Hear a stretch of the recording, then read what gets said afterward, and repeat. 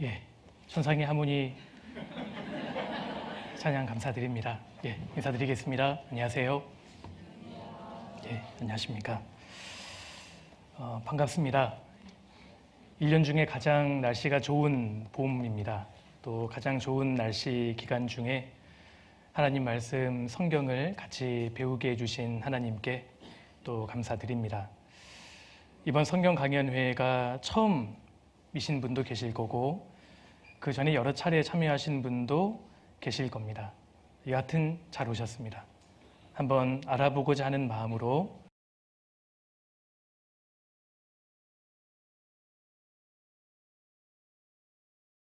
오늘 성경 같이 배우도록 하겠습니다. 같이 기도하시겠습니다.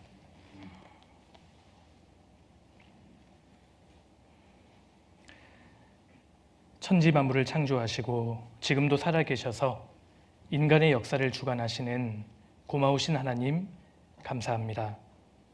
모든 사람을 사랑하시고 한 사람도 이뤄지는 것을 원치 않으시는 사랑의 하나님께서 이 시간 하나님 말씀을 함께 배울 수 있는 마음과 여건을 허락해 주심을 감사드립니다. 각 사람을 사랑하셔서 지금 이 자리까지 인도해 오셨음을 믿고 또한 감사드립니다.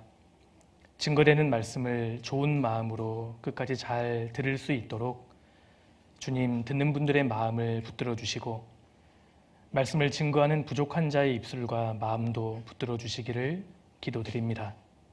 시종을 오직 하나님께만 의지합니다. 저희를 언제나 사랑하시는 예수님 이름으로 기도드렸습니다. 아멘. 예, 우리 성경 같이 찾겠습니다. 구약 성경 시편을 넘겨보겠습니다. 시편입니다.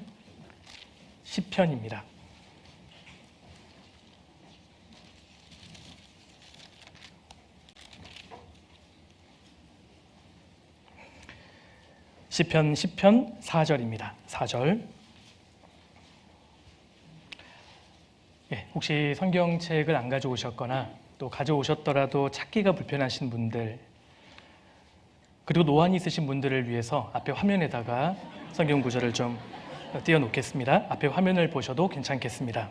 시편 4절 한 구절의 말씀을 우리 같이 한번 읽겠습니다. 악인은 그 교만한 얼굴로 말하기를 여호와께서 이를 감찰치 아니하신다 하며 그 모든 사상에 하나님이 없다 하나이다. 예, 됐습니다. 오늘은 성경 강연회 첫날이기 때문에 우리가 성경을 배워야 하는 목적과 필요성에 대해서 간략하게 좀 말씀을 드리겠습니다. 다시 잠깐 앞에 보시겠습니다. 이 말씀을 보면 악인의 특징이 나옵니다. 악인은 그 교만한 얼굴로 말하기를 여호와께서, 여러분 여호와라는 것은 천지를 창조한 절대자, 창조주 하나님의 이름입니다. 하나님의 고유 명사가 여호와입니다. 천지를 창조한 하나님께서 이를 감찰치 아니하신다 하며 그 모든 사상에, 악인의 모든 생각 속에는 하나님이 없다 하나이다. 이 말씀을 보면 악인의 특징이 나옵니다. 악인은 그 모든 생각에 하나님이 없다고 합니다. 그런 의미에서 우리 시대에는 그야말로 악한 시대입니다. 지금 우리 시대는 무신론, 하나님이 없다고 하는 사상이 완전히 대세가 되어버렸습니다. 여러분, 우리 대한민국은 무신론 국가입니다. 무신론, 진화론, 그리고 물질이 전부다라고 하는 유물론이 대세가 되어버린 그러한 시대에서 우리가 살고 있습니다. 불과 몇 년 전만 하더라도 사람들은 어떤 신이 진짜 신일까? 내가 어떤 종교를 믿어야 내 인생의 구원을 받을 수 있을까? 이것으로 고민을 했습니다. 근데 우리 시대는 그런 것으로 이제 고민하지 않습니다. 우리 시대 대부분의 사람들은 자기 인생 가운데 신이 필요 없다고 생각합니다. 종교라는 것은 필요 없는 것이다 라고 치부해버리는 시대를 우리는 살고 있습니다. 우리가 살고 있는 이 시대는 그야말로 악한 시대다 라고 이야기할 수 있습니다. 그리고 신이 없다고 이야기하는 무신론은 필연적으로 생각이 없는 세대를 양산합니다. 그래서 많은 학자들이 우리 시대의 특징을 두 가지로 이야기합니다. 첫 번째, 무신론의 시대이다. 하나님이 없다고 생각하는 시대이다. 그리고 두 번째는 생각이 없는 시대다 라고 이야기합니다. 우리는 역사상 유래를 찾아볼 수 없을 정도로 모든 것이 연결되어 있는 세상을 살고 있습니다. 초연결 사회다라고 이야기합니다. 인터넷만큼 정보량을 급증시킨 기술은 없었습니다. 갈수록 빨라지고 있고 우리는 인터넷이라는 기술을 통해서 문명의 이기를 경험하고 있는 세대입니다. 제가 잠깐 자료를 좀 보여드릴게요. 과거에 우리가 인터넷, 컴퓨터를 사용하기 위해서는 직장이나 집의 책상 위에 이렇게 앉아야만 했습니다. 이렇게 큰 컴퓨터가 있었죠. 거의 기억을 지금 못 하시는 것 같은데 이런 시대가 있었습니다. 근데 점점 이 컴퓨터의 크기가 점점 작아져서 하루 종일 들고 다니면서 이제 스마트폰으로 사용할 수 있게 되었습니다. 특히 오늘날 현대인들은 스마트폰을 손에서 놓질 않습니다.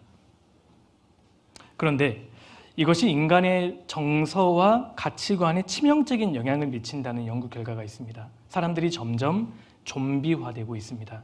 자신의 모든 정신과 관심을 이 스마트 기기, 전자장비에 다 쏟고 있는 겁니다.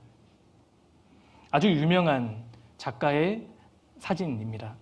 현대인들의 실태를 그대로 말하는 것 같지 않습니까? 현대인들은 자신의 모든 정신과 관심을 전자장비에 다 쏟고 있습니다. 그런데 이것이 인간의 뇌 구조를 바꾼다고 합니다. 들어보셨습니까?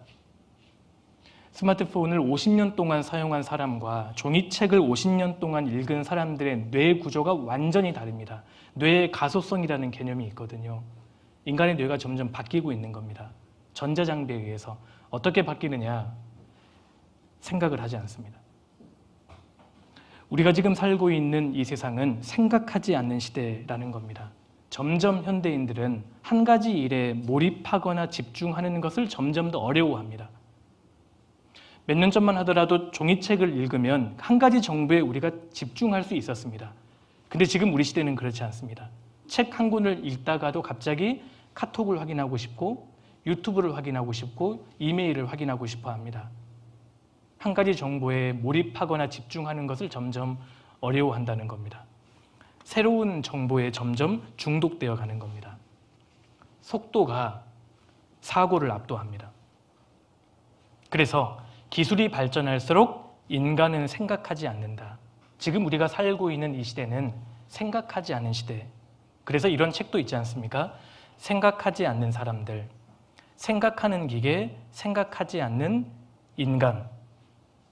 기계가 대신 생각해 주니까요. 점점 기술이 발달해서 오늘날은 AI를 활용합니다. 지금 대부분의 학생들 그리고 직장인들은 무엇을 어떻게 해야 할까를 AI에게 바로 질문합니다. 이거 정리해줘. 이거 요약해줘. 이거 알려줘. 점점 사람들이 생각을 하지 않습니다. 깊숙이 생각하는 것이 아니라 오늘날은 속도가 우리의 생각을 압도합니다. 그래서 우리가 지금 살고 있는 시대는 뭐냐? 생각하지 않은 시대라는 겁니다. 진지하기를 포기해버린 시대. 우리 시대 사람들은 사고하거나 깊게 성찰하지 않습니다. 삶이 힘들지 않습니까? 삶이 참 힘들고 피곤하잖아요. 그래서 오늘날 사람들은 생각하기를 중단해버린 겁니다. 그래서 이것이 사실이냐 아니냐를 고민하기보다는 현대인들은 이것이 재미있냐 재미없냐, 재미가 있으면 내게 선이라고 치부합니다. 재미가 없으면 악이라고 치부합니다. 이것이 사실이냐 거짓이냐는 더 이상 현대인들에게 중요하지 않습니다. 재미있냐 아니냐 이것만 봅니다. 유튜브 많이 보시죠? 대구 중부분들은 유튜브 같은 걸 모르시나 봅니다. 유튜브에 다양한 영상들이 올라오는데 대부분의 영상 중에 없는 감정 코드가 있습니다. 찾아보기 힘든 유튜브 영상 감정이 있습니다. 뭔지 아십니까? 슬픔입니다. 사람들은 슬픈 것은 외면하려고 합니다. 재미있는 것, 선정적인 것, 즐거운 것만 찾는 시대가 되어버린 겁니다. 자, 사람에게는 인생을 살면서 생각해야 할 것이 있고 생각하지 말아야 할 것이 있습니다. 관심을 가져야 할 것이 있고 관심을 갖지 말아야 할 것이 있습니다. 근데 이 두 가지를 구분하지 않는 시대가 되어버렸습니다. 그것이 우리 시대라고 할 수 있습니다. 생각이 없는 시대입니다. 자, 우리가 인생을 사는 가운데 생각해야 할 것이 있습니다. 예를 한번 들어보겠습니다. 사람이 인생을 사는 가운데 여러 가지 문제에 직면하는 이유가 뭔지 아십니까? 마땅히 그때 생각해야 할 것을 생각하지 않았기 때문입니다. 예를 들어 학생은 어디에 관심을 가져야 합니까? 공부하는 것. 우리가 답은 다 알고 있죠. 학생은 공부하는 것에 관심을 가져야 합니다. 직장인은요? 직장 일하는 것에, 퇴근하면 가정을 돌보는 것에 관심을 가져야 합니다. 가정주부는 어디에 관심을 가져야 합니까? 가정 일을 하는 것에 관심을 가져야 합니다. 근데 자기가 처한 위치와 시간대에 가져야 될 관심을 갖지 않기 때문에 나중에 반드시 문제를 직면하게 됩니다. 여러분 기억하십시오. 생각하지 않으면 결국 사람은 둘 중에 하나입니다. 생각하지 않는다면 첫 번째 사람은 다른 사람들에게 조종당할 수 있습니다. 어리석어집니다. 그리고 심지어 끝까지 생각하지 않으면 심지어 사람이 악해질 수 있습니다. 여러분 보십시오. 나치 땅의 수장이었던 아돌프 히틀러가 이런 말을 남겼습니다. 사람들이 생각하지 않는다는 것은 정부에게 얼마나 다행스러운 일인가. 명령을 내리고 실행하는 것 외에는 생각이 없다. 여러분 생각하지 않으면 선동당하기 쉽습니다. 동의하십니까? 지금 우리나라 사람들을 보십시오. 많이 배웠다고 하지만 특정 정보에 의해서 너무나 많이 선동당합니다.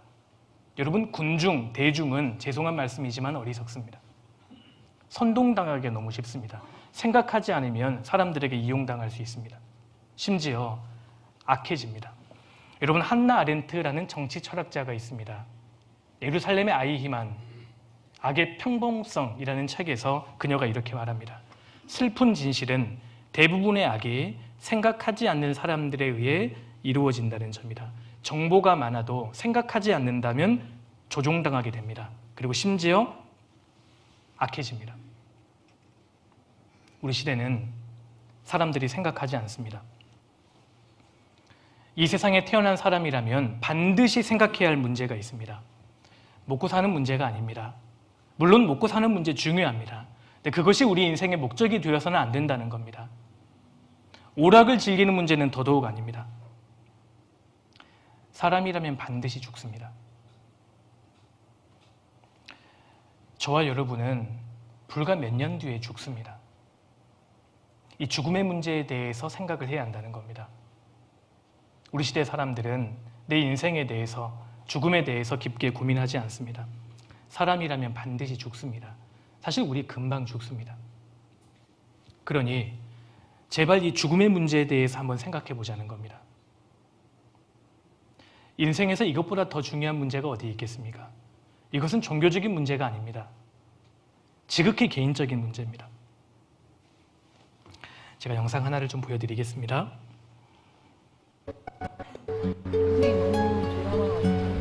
언젠간 가겠지 푸르른 이 청춘 지고 또 피는 꽃잎처럼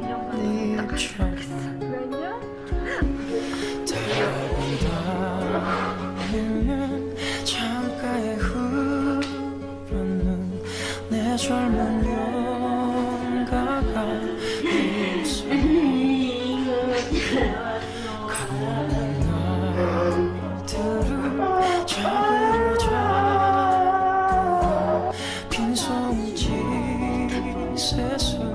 퍼지는 차라리 보내야지 돌아서야지 그렇게 세월은 가는 거야. 나를 두고 가는 놈은 용서하겠지만 날 버리고 가는 세월이요 정들 곳 없어라 허전한 마음은 정답던 옛 동산 찾는가.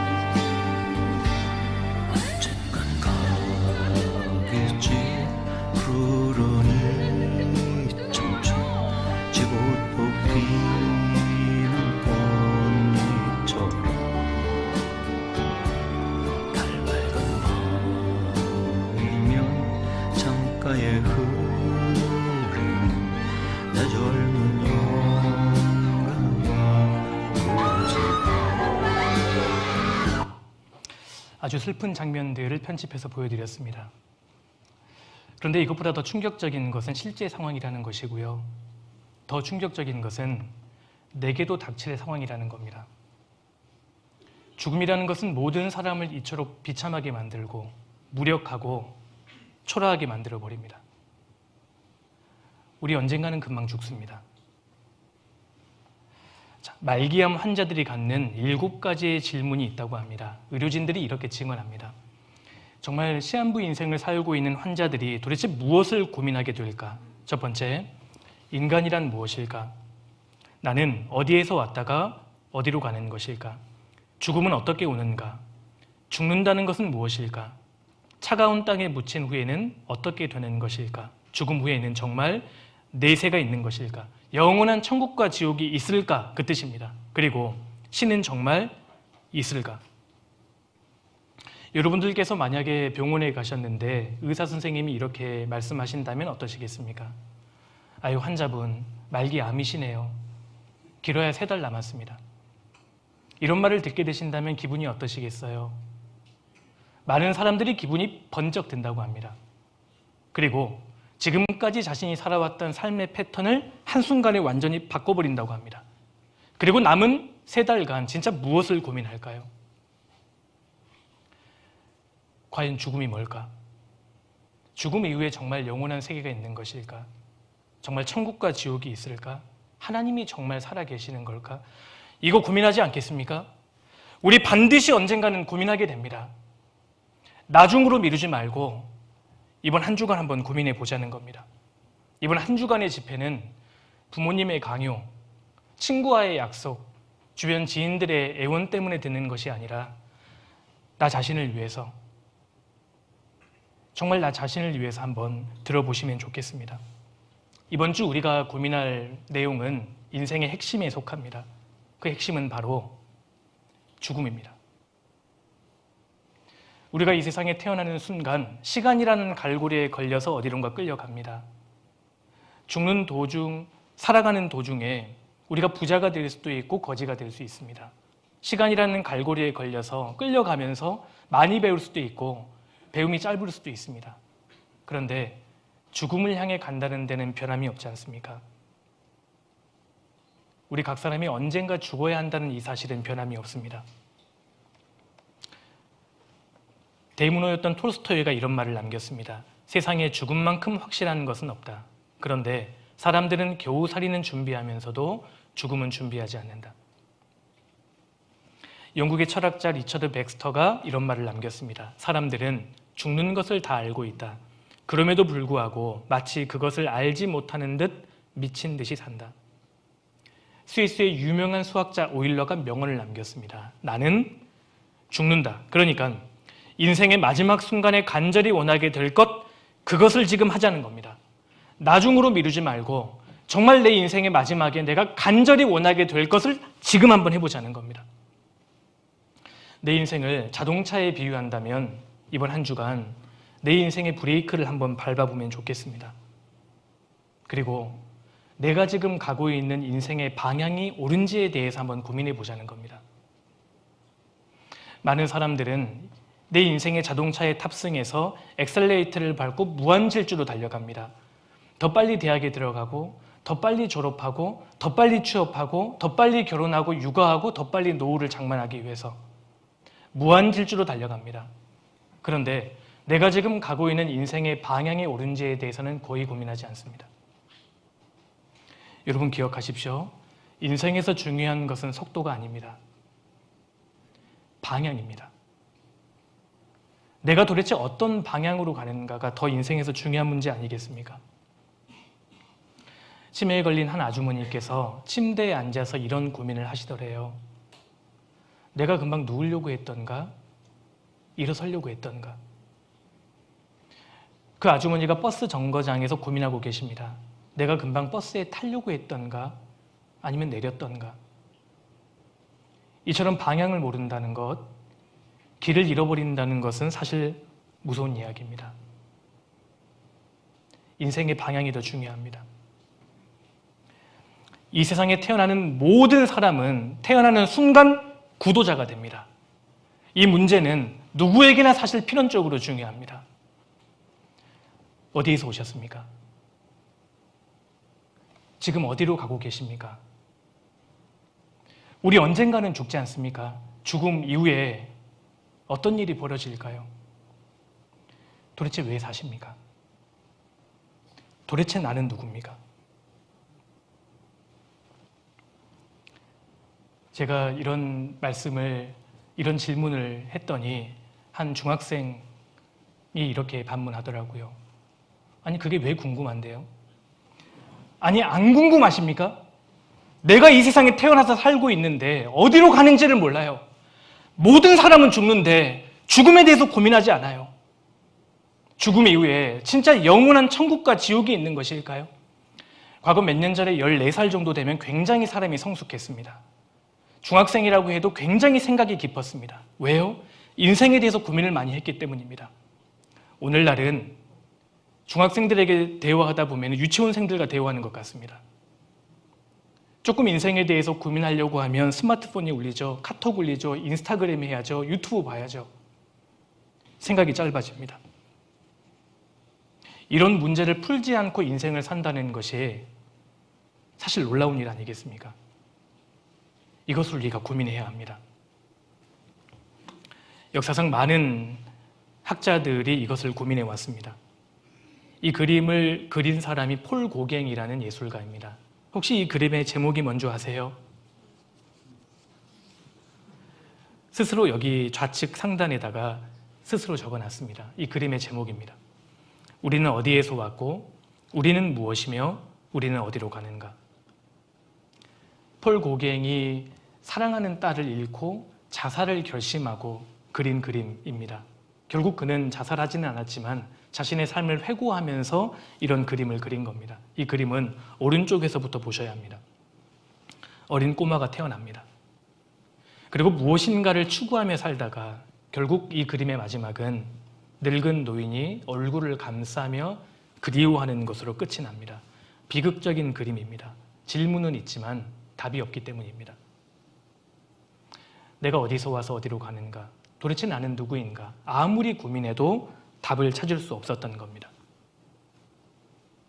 그런데 전도서 11장 1절에 하나님께서 이렇게 말씀하십니다. 너는 청년의 때 곧 곤고한 날이 이르기 전 나는 아무 낙이 없다고 할 예가 각받기 전에 너의 창조자를 기억하라.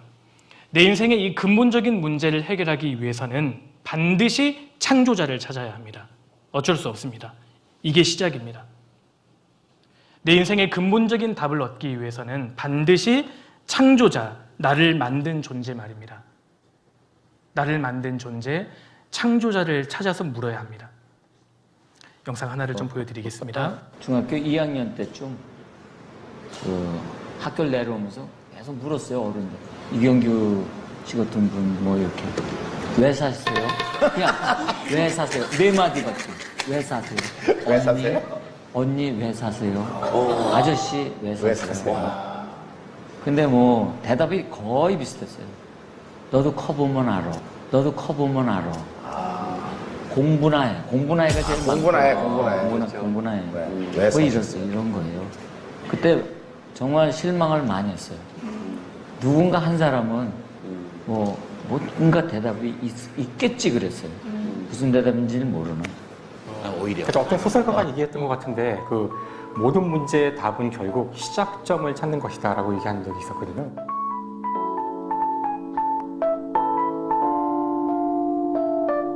사실 시작을 알면 그 이후에 많은 것들이 왜 일어나는지를 알 수 있는 데가 많아요. 그 사실 물리에서도 빅뱅이 자꾸 중요한 이유가 이제 스티븐 호킹도 얘기했지만 신의 마음을 알고 싶은 사람은 알아야 되는 것이 빅뱅의 순간을 이제 알아야 되는 거고요. 역시 마찬가지로 이제 최초의 생명체에 집착해서 연구가 이루어지는 이유도 그 모든 이유가 그 시작점에 있는 거예요. 그 시작점이 어떻게 되는지를 이제 알아야지만 그 모든 것들이 다 맞춰질 수 있어요. 그래서 아마도 저희도 이제 인생이 전 아직 많이 안 살았지만 자기가 왜 살고 있을까? 나는 어떤 목적으로 살았을까? 아니면 어떤 이유 때문에 여기 이 땅에 주어진 걸까? 찾아가다 보면 아마 처음에 있을지 모르거든요. 이분의 말씀이 맞습니다. 모든 문제의 답은 시작점을 찾는 것이다. 시작점을 알아야만 내 인생의 모든 수수께끼가 다 풀어질 수 있다. 이분의 말이 맞습니다. 시작점을 알아야 합니다. 나의 부모님이 나를 낳아주시고 길러주시고 사랑해주시는 것은 맞지만 내가 도대체 누구인지, 내가 어디에서 왔다가 어디로 가는 것인지, 정말 죽음 뒤에는 어떠한 세계가 펼쳐지는지 사실 부모님도 모르십니다. 한 어린아이가 엄마에게 이렇게 물었습니다. 엄마, 나 왜 살아? 모든 사람은 죽는데 나 죽으면 어떻게 되는 거야? 그러자 엄마가 이렇게 대답했답니다. 커보면 알아. 너 지금 공부나 해. 지금 그거 고민할 때가 아니야. 크면 다 알 수 있어. 그 아이가 어느덧 성인이 되었습니다. 그리고 동일한 질문을 어머니에게 드립니다. 어머니, 저 어릴 때 커보면 안다고 하셨는데 아직 잘 모르겠어요. 저 왜 사는 거예요? 그러자 어머니가 이렇게 대답합니다. 아들아, 사실 나도 잘 몰라. 이 아들이 배신감을 느끼는 겁니다. 아니 어머니, 커보면 안다고 하셨잖아요. 사실 나도 잘 몰라. 여러분들께서는 알고 계십니까? 부모님께서 나를 낳아주시고 길러주시는 것은 맞지만 내 인생의 근본적인 문제에 대한 답은 하실 수 없습니다. 내 인생의 근본적인 문제에 대한 답을 알기 위해서는 반드시 창조자, 무조건 나를 만든 존재를 만나야 한다는 겁니다. 하나님 말입니다. 길을 모를 때에는 길을 아는 사람에게 물어야 합니다. 전자장비를 사용하다가 고장이 나면 제조사를 찾아가면 됩니다. 만든 존재 말입니다. 마찬가지로 내가 누구인지, 도대체 내가 어디서 와서 무엇을 위해 살다가 어디로 가는 것인지, 이 근본적인 문제에 대한 답은 나를 만든 존재, 하나님을 만나야 합니다. 그렇다면 제가 한번 여쭤보겠습니다. 진짜 하나님이 살아 계실까요? 어떻게 생각하십니까? 정말 하나님이 살아 계시는 걸까요? 하나님이 살아 계실까요? 라고 여쭤보면 하나님 그런 거 없습니다 라고 단정적으로 말씀하시는 분들은 거의 없습니다. 왜냐하면 인간은 살면서 하나님의 존재를 느끼고 의식하도록 프로그램되어 있기 때문입니다. 여러분, 사람은 태어날 때부터 본성, 본능이라는 걸 가지고 태어납니다. 갓난아이가 배고프면 뭘 찾게 됩니까? 어미 젖을 찾게 됩니다. 여러분, 이건 교육의 산물이 아닙니다. 이건 본성에 해당이 됩니다. 목이 마르면 뭘 찾죠? 물을 찾습니다. 이건 본능입니다. 그런데 사람은 왜 위기의 순간에 처하면 하나님을 찾게 되는 것일까요?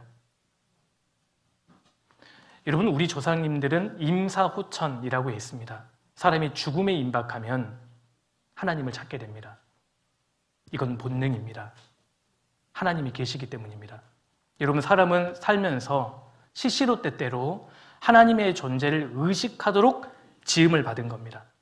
그런데 하나님이 계신다고 말씀을 드리면 현대인들은 보여달라고 요구합니다. 내가 눈으로 직접 보면 하나님의 존재를 믿겠다는 겁니다. 근데 결과적으로 말씀을 드리면 하나님은 우리 눈에 보이지 않습니다.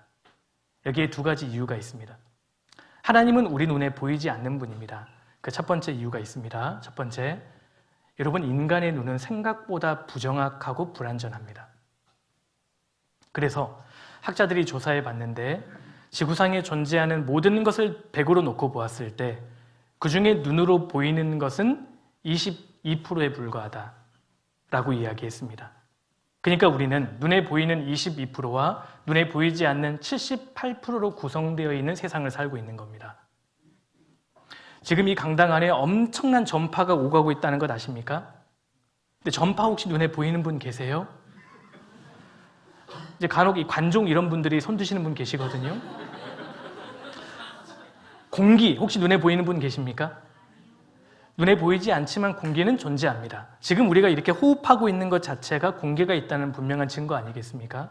사랑, 우정, 증오와 같은 감정도 눈에 보이지 않지만 분명히 존재합니다. 그러니까 이렇게 불완전한 눈으로 보이지 않기 때문에 하나님이 없다 이렇게 주장하는 것은 사실 너무 성급합니다. 자, 제가 보여드리겠습니다. 서울의 야경입니다. 오늘날은 공해 때문에 밤하늘을 보더라도 아무것도 보이지 않습니다. 근데 하늘에 뭐가 가득 차 있는 줄 아십니까? 별로 가득 차 있습니다. 눈에 보이지 않는다고 해서 그런 거 없다라고 주장하는 것은 사실 너무 성급합니다. 빙산의 일각이라는 말이 있습니다. 눈에 보이는 빙산은 아주 일부입니다. 사실 보이지 않는 부분이 훨씬 거대할 수 있습니다.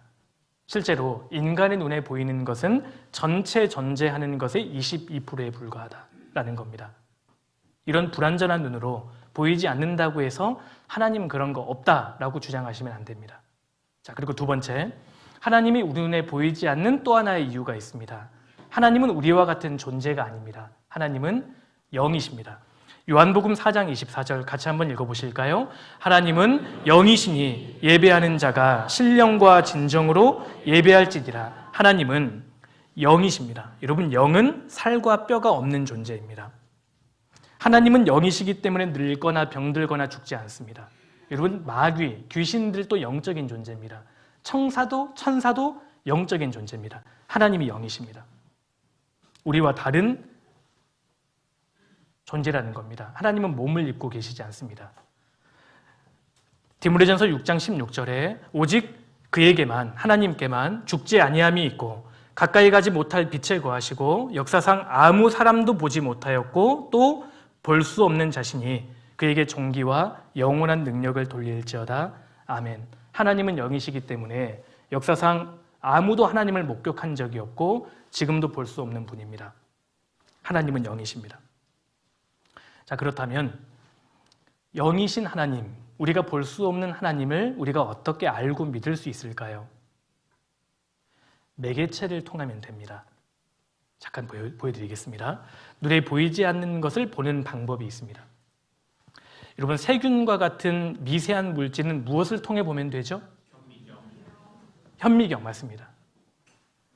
전파는요, 어떻게 우리가 보고 확인할 수 있습니까? TV나 라디오와 같은 수신기를 통하면 전파가 말하는 바를 우리가 보고 들을 수 있습니다. 그렇다면 멀리 떨어져 있는 천체는 무엇을 통해 볼 수 있죠? 망원경입니다. 자, 그렇다면 영이신 하나님은 우리가 어떻게 알고 믿을 수 있을까요? 성경입니다. 그렇습니다. 성경이라는 매개체를 통하면 하나님이 어떠한 분이신지를 우리가 분명히 알고 믿을 수 있습니다. 하나님을 알고 믿을 수 있는 목적으로 하나님께서 우리에게 성경을 주신 겁니다. 성경.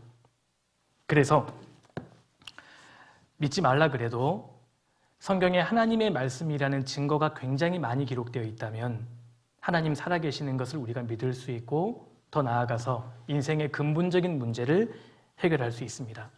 믿을 만한 증거가 가득하다면 누구든지 부인할 수 없습니다. 근데 오늘날 많은 사람들이 교회는 다닌다고 말하면서도 성경을 배워본 적이 없습니다. 죄송한 말씀이지만 그분은 하나님에 대해서 아무것도 모르는 분입니다. 하나님은 자신을 계시할 목적으로 매개체 성경을 주셨다는 겁니다. 자, 이 성경은 인간의 머리를 동원해서 기록한 것이 아니라 하나님 불러주신 것을 그대로 받아 기록한 책입니다. 그래서 이 성경을 가리켜서 하나님의 책이다, 여호와의 책이다 라고 주장합니다. 자, 이사야 34장 16절, 너희는 여호와의 책을 자세히 읽어보라. 여러분, 여호와는 하나님의 이름이라고 말씀드렸습니다. 하나님의 책을 자세히 읽어보라. 이것들이 하나도 빠진 것이 없고 하나도 그 짝이 없는 것이 없으리니, 왜냐하면 여호와의 입이 이를 명하셨고 하나님의 신이 이것들을 모으셨습니다. 이렇게 말씀하십니다. 제가 설명해 드릴게요. 여러분, 성경은 지금 우리가 한 권의 형태로 보고 있지만 사실 66권이 한 권으로 이렇게 모아진 겁니다. 창세기부터 요한계시록까지. 예수님 오시기 전에 기록된 성경을 구약 성경이라고 하고 39권입니다. 예수님 오신 이후에 기록된 성경을 신약 성경 총 27권인데 더하면 66권입니다. 그런데 이 책을 한번 자세히 읽어보라는 겁니다. 인생이 구원을 받는데, 그리고 인생사를 살아가는데 중요한 것이 하나도 빠진 것이 없을 것이다. 그리고 정확하게 짝으로 이루어져 있을 것이다. 왜냐하면 이것이 하나님의 입이 이를 명하셨고 하나님의 신이 이것을 한 곳으로 모으셨기 때문이다 라고 말씀하시는 겁니다. 만약에 하나님께서 사람에게 자신을 알리려고 한 권의 책을 주셨는데 이 책이 만약에 우리 앞에까지 오는 동안에 변질되거나 오염되었다면 하나님 책임입니다. 하나님이 우리에게 뭐라고 하실 자격이 없습니다. 그러지 않겠습니까? 정말 절대자가 계셔서 인간에게 한 권의 책을 주셨는데 이 책이 만약에 우리까지 오는 과정에서 변질되었다면 하나님 책임입니다. 그런데 하나님께서 말씀하시는 겁니다. 다른 모든 것은 변해도 이 책 한 권만큼은 내가 보존할 것이다. 완벽하게 기록할 것이다. 지금 그 말씀을 하고 계시는 겁니다. 이것이 기록될 때에도 우리 앞에까지 편집될 때에도 완벽하게 보존할 것이다. 하나님 그 말씀을 하십니다. 제가 설명해 드릴게요. 자, 역사를 이렇게 도표로 그려볼 수 있습니다. 예수님 기점으로 예수님 오시기 전의 시대를 BC, 기원전이라고 하고 예수님 오신 이후의 시대를 AD, 기원 후라고 합니다. 지금 우리는 AD 2026년도를 살고 있습니다. 자, 성경은 기원전 1500년부터 AD 100년까지 기록됐습니다. 자, 그러니까 지금을 기준으로 보면 무려 3500년 전에 기록되기 시작해서 1900년 전에 완성이 된 겁니다. 무려 1600년간이라는 역사 속에서 성경이 기록됩니다. 그런데 놀라운 것은 성경 기록될 당시 1600년간의 역사는 말할 것도 없고 성경은 인간 역사의 시작부터 인간 역사의 마지막까지를 그대로 기록하고 있다는 겁니다. 참 신기합니다. 이것을 우리가 한 주간 배우게 될 겁니다. 자, 성경을 기록한 사람은 약 40여 명의 유대인들입니다. 이들은 서로 알고 있는 사이가 아니었습니다. 그리고 대를 이어서 기록한 게 아닙니다. 예를 들어서 할아버지가 평생 성경을 기록하다가 죽기 전에 아버지에게 가업으로 물려주고 아버지가 아들에게 물려주고 그런 식으로 기록된 게 아니라는 겁니다. 전혀 다른 40여 명의 사람들이 성경을 기록했고 장소도 여러 지역입니다. 그런데 한 군으로 모아봤더니 마치 한 사람이 쓴 것과 같은 통일성을 가지고 있다는 겁니다.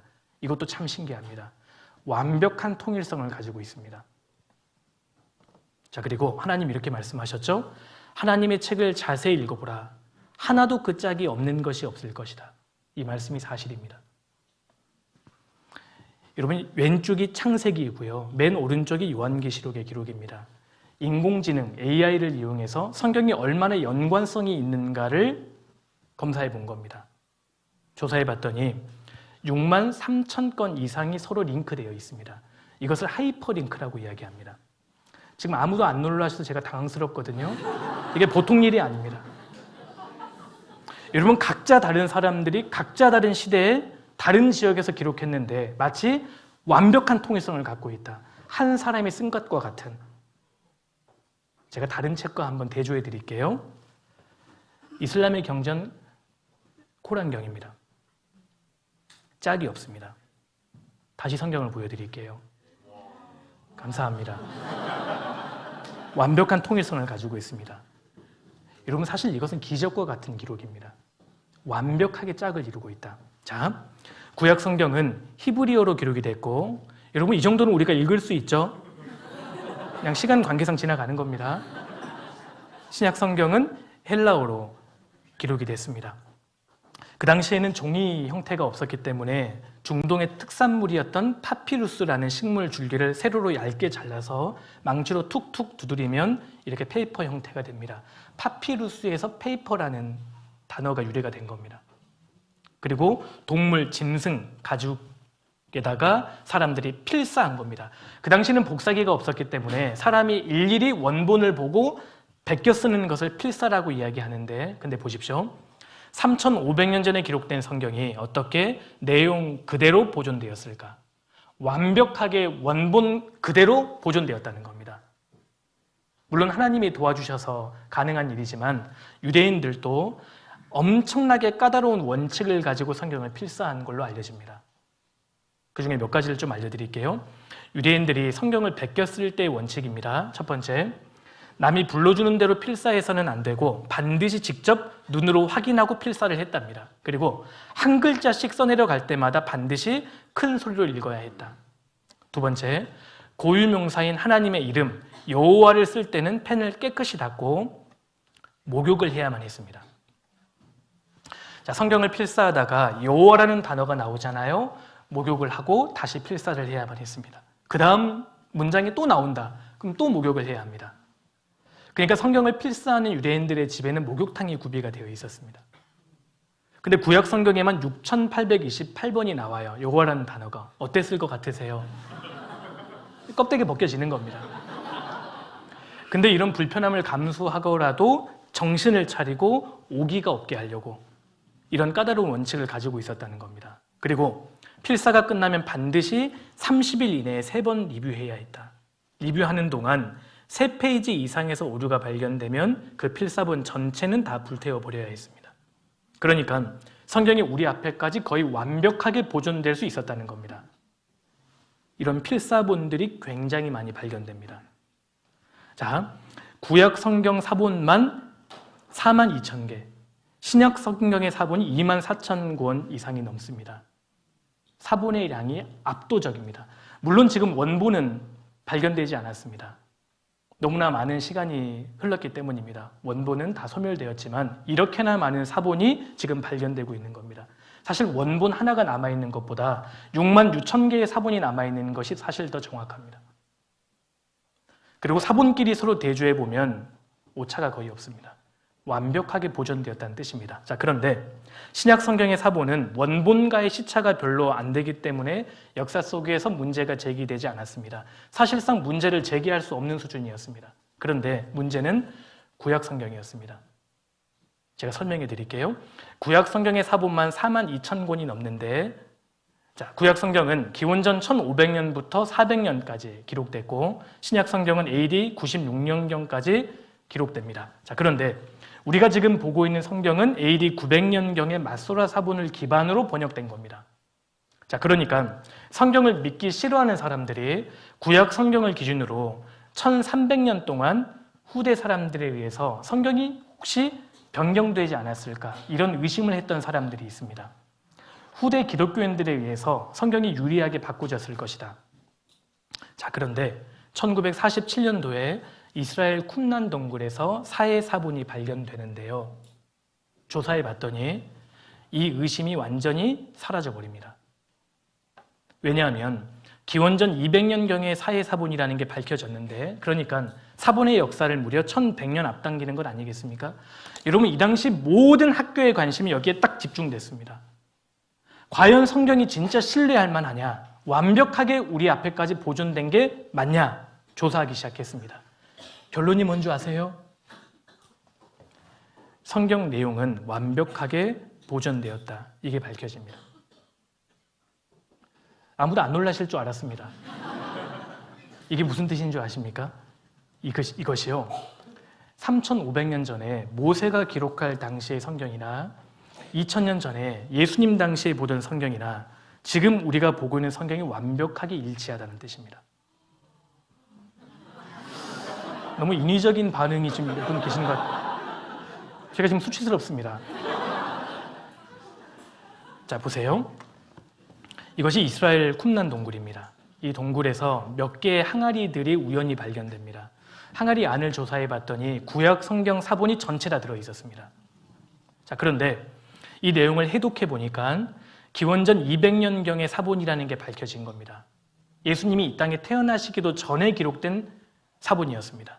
자, 보십시오. 연구 결과 성경이 후대 몇몇 사람들에 의해 고쳐진 것이 아닌가 하는 의혹이 불식되다. 성경이 완벽하게 우리 앞에까지 보존되었다는 뜻입니다. 후대 사람들에 의해서 성경은 편집되지 않았습니다. 완벽하게 보존됐습니다. 현대 성경과 놀랄 정도로 차이가 없다. 자, 보십시오. 맨 마지막 성경이 요한계시록이고요. 맨 마지막 챕터가 22장입니다. 성경이 어떻게 끝나는 줄 아십니까? 18절에 보시면 이런 말씀이 있습니다. 내가 이 책의 예언의 말씀을 듣는 각인에게 증거하노니 만일 누구든지 이것들 외에 더하면 하나님이 이 책에 기록된 재앙들을 그에게 더하실 터요. 만일 누구든지 이 책의 예언의 말씀에서 제하여 버리면 하나님이 이 책에 기록된 생명나무와 및 거룩한 성의 참회함을 제하여 버리시니라. 성경은 무서운 저주의 말씀으로 끝이 납니다. 이 성경 말씀 외에 누가 임의로 더해버린다면 기록된 모든 재앙을 그 사람에게 더해버릴 것이다. 반면에 누가 임의로 빼버린다면 거룩한 성, 천국에 들어가는 명단에서 제해버릴 것이다. 하나님 말씀이기 때문에 그렇습니다. 인간이 인위적으로 더하거나 뺄 수 없습니다. 성경은 마침표가 찍혀 있다는 뜻입니다. 참 신기한 책입니다. 자, 역사 속에서 가장 놀라운 책 역시 성경입니다. 세계에서 가장 많이 출판된 책 역시 성경이고요. 세계에 가장 널리 배부된 책 역시 성경입니다. 가장 많이 판매된 베스트셀러 역시 성경입니다. 지난 50년 동안 가장 많이 판매된 책, 판매량을 기준으로 읽혀진 책을 조사해 봤습니다. 2위가 뭔지 아십니까? 세계에서 역사 속에서 가장 많이 판매된 책 2위. 마오쩌둥 어록입니다. 중국 사람들 참 대단하죠. 마오쩌둥 어록입니다. 모태똑 어록인데요. 이 책이 중국에서만 사실 참고로 팔린 것이 아니라 1968년도에 프랑스에서 있었던 68혁명 때 대량으로 판매됐습니다. 68혁명 혹시 들어보셨습니까? 모든 반대하는 것을 반대한다고 했던, 모든 것을 파괴시키고자 했던 운동입니다. 거기에 마오이즘이 결합이 됐거든요, 사실은. 참고로 그렇습니다. 그래서 굉장히 많은 사람들이 읽었던 책 중에 하나입니다. 근데 단연 1위가 어떤 책일까요? 성경입니다. 2위하고 사실 비교가 되지 않죠. 가장 많이 읽혀진 베스트셀러 역시 성경입니다. 세계에서 가장 많이 번역된 책 역시 성경입니다. 물론 최근에는 좀 자료가 업데이트 되었겠지만 피노키오 240개 언어로 번역이 됐다고 하고요. 어린 왕자와 같은 책은 216개 언어로 번역이 됐고 철로 역정이 200개. 가장 많이 번역된 책이 어떤 책일까요?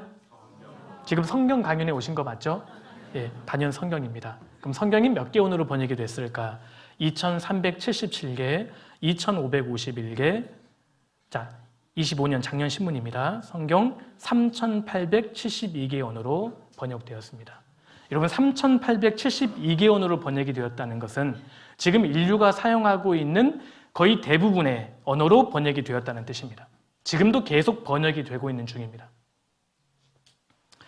여러분 제가 3년 전에 아프리카 모리셔스를 방문했는데 모리셔스 사람들이 전통적으로 사용하는 모리시안어로는 성경이 아직 번역이 안 됐더라고요. 근데 걱정하지 마십시오. 모리셔스 대부분의 사람들은 영어 아니면 불어를 사용합니다. 사실상 지구상에 존재하는 모든 사람들은 언어를 통해 성경을 접하고 있습니다. 참 신기한 책입니다. 자, 그런데 왜 성경을 하나님의 책, 여호와의 책이라고 하는 것일까요? 가장 오래전에 완성이 됐다 하더라도 완벽하게 우리 앞에까지 보존되었다 하더라도 인류 역사상 굉장히 많은 영향을 끼쳤다 하더라도 무조건 이 책을 하나님의 책이라고 우리 인정할 수 없습니다. 근데 왜 이 책을 여호와의 책, 하나님의 책이라고 하는 것일까요? 이유는 간단합니다. 하나님이 불러주셨고 사람은 그것을 그대로 받아 기록했기 때문입니다. 제가 몇 구절만 좀 소개해 드릴게요. 예레미야 30장에 하나님께서 이렇게 말씀하시는 겁니다. 여호와께로서 말씀이 예레미야에게 임하여 이르시니라. 이스라엘의 하나님 여호와께서 이같이 일러 가라사대 내가 내게 이른 모든 말을 책에 기록하라. 그 기록이 예레미야 성경입니다. 하나님은 불러주셨고 사람은 그것을 그대로 받아 기록한 겁니다. 32장 1절에도 여호와의 말씀이 예레미야에게 임하니라. 호세아 1장 1절에 부에리의 아들 호세아에게 임한 여호와의 말씀이라. 하나님이 가라사대 하나님이 그 사람에게 말씀하셨다. 이러한 표현이 구약 성경에만 3,800번 이상이 등장합니다. 그래서 이 책을 여호와의 책, 하나님의 책이라고 이야기하는 겁니다. 그래서 디모데후서 3장 16절에 모든 성경은 창세기부터 요한계시록까지 모든 성경은 하나님의 감동으로 기록되었다라고 말씀하는 겁니다. 하나님의 감동으로 되었다는 것은 헬라어로 데오프뉴스토스인데 하나님의 숨기운을 불어넣어서 기록하게 하셨다는 뜻입니다. 그러니까 성경은 하나님께서 사람을 연필 삼아서 기록하신 책이다 라는 뜻입니다. 중요한 걸 제가 말씀드리니까 지금 배경음을 깔아주시는 거거든요. 성경의 모든 단어와 문장에는 하나님의 개입하심이 있었다. 그런 뜻입니다. 자, 보세요. 베드로후서 1장 21절에 예언은 문맥상 성경을 말합니다. 성경은 언제든지 사람의 뜻으로 낸 것이 아니요 오직 성령의 감동하심을 입은 사람들이 하나님께 받아 말한 것임이니라. 자, 보십시오. 성경은 하나님의 뜻으로 낸 것이 아니다. 그 말은 사람이 상상력을 동원해서 기록한 것이 아니다 그 뜻입니다. 오직 성령의 감동하심을 입은 사람들이 하나님께 받아 말했다라는 말은 쉽게 말하면 하나님 말씀을 그대로 받아쓰기 했다 그 뜻입니다. 자, 보십시오. 만약에 성경이 사람이 상상력을 동원해서 기록한 책이라면 이 책에 하나님 말씀이라는 증거가 있을까요? 없을까요? 없을 겁니다. 증거가 있을 리가 없겠죠? 인간이 상상력을 동원해서 기록했다면 증거가 있을 리가 없습니다. 반대로 하나님 말씀을 그대로 받아 기록했다면 사실이라고 하는 증거가 있을까요? 없을까요? 있어야 합니다. 다시 말해서 사실이라고 하는 증거가 있다면 누가 살아계시는 겁니까? 하나님 살아계시는 겁니다. 하나님 살아계시는 것을 인정하셔야 합니다.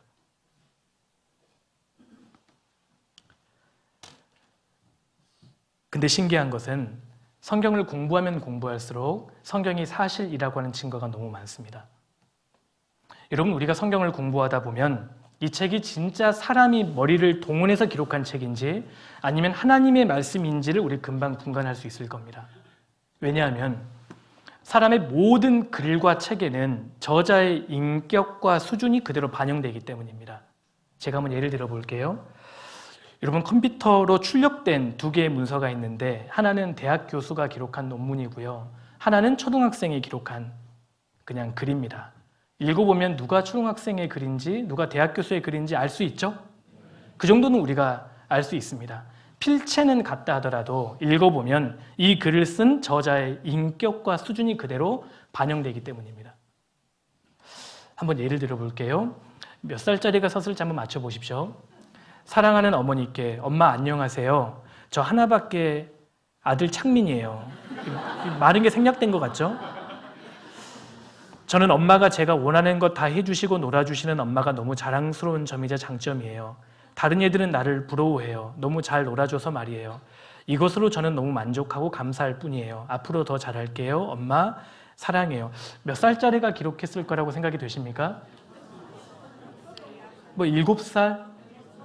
뭐 초등학교 1, 2학년 그 정도 되지 않았겠습니까? 만약에 대학생이라면 사랑을 듬뿍 줘야 됩니다. 그렇죠? 자, 그런데 그 다음 제가 편지를 보여드릴게요. 필체는 비슷합니다. 누가 썼을지 한번 맞춰보십시오. 사랑하는 남편에게 벌써 20년이 되었네요. 사고로 남편 먼저 보냈을 때 하늘 무너지는 것 같았어요. 밤이 되면 아이들을 재우고 살아생전 부르던 남편 생각이 나서 말없이 울었습니다. 없는 살림에 혼자 자식들과 살 생각을 하니까 참 기가 막히더군요. 밥 달라는 자식 굶길 수 없어 살다 보니까 보고 싶은 마음 지금 여기까지 왔습니다. 여보, 나 당신이를 다 결혼시켰습니다. 고생했다고 한 번만 말해줘요. 오늘따라 당신이 너무 보고 싶어요. 누가 쓰셨을 거라고 생각이 되세요? 할머니입니다. 76 드신 최종의 할머니예요. 이제 한글을 배우신 겁니다.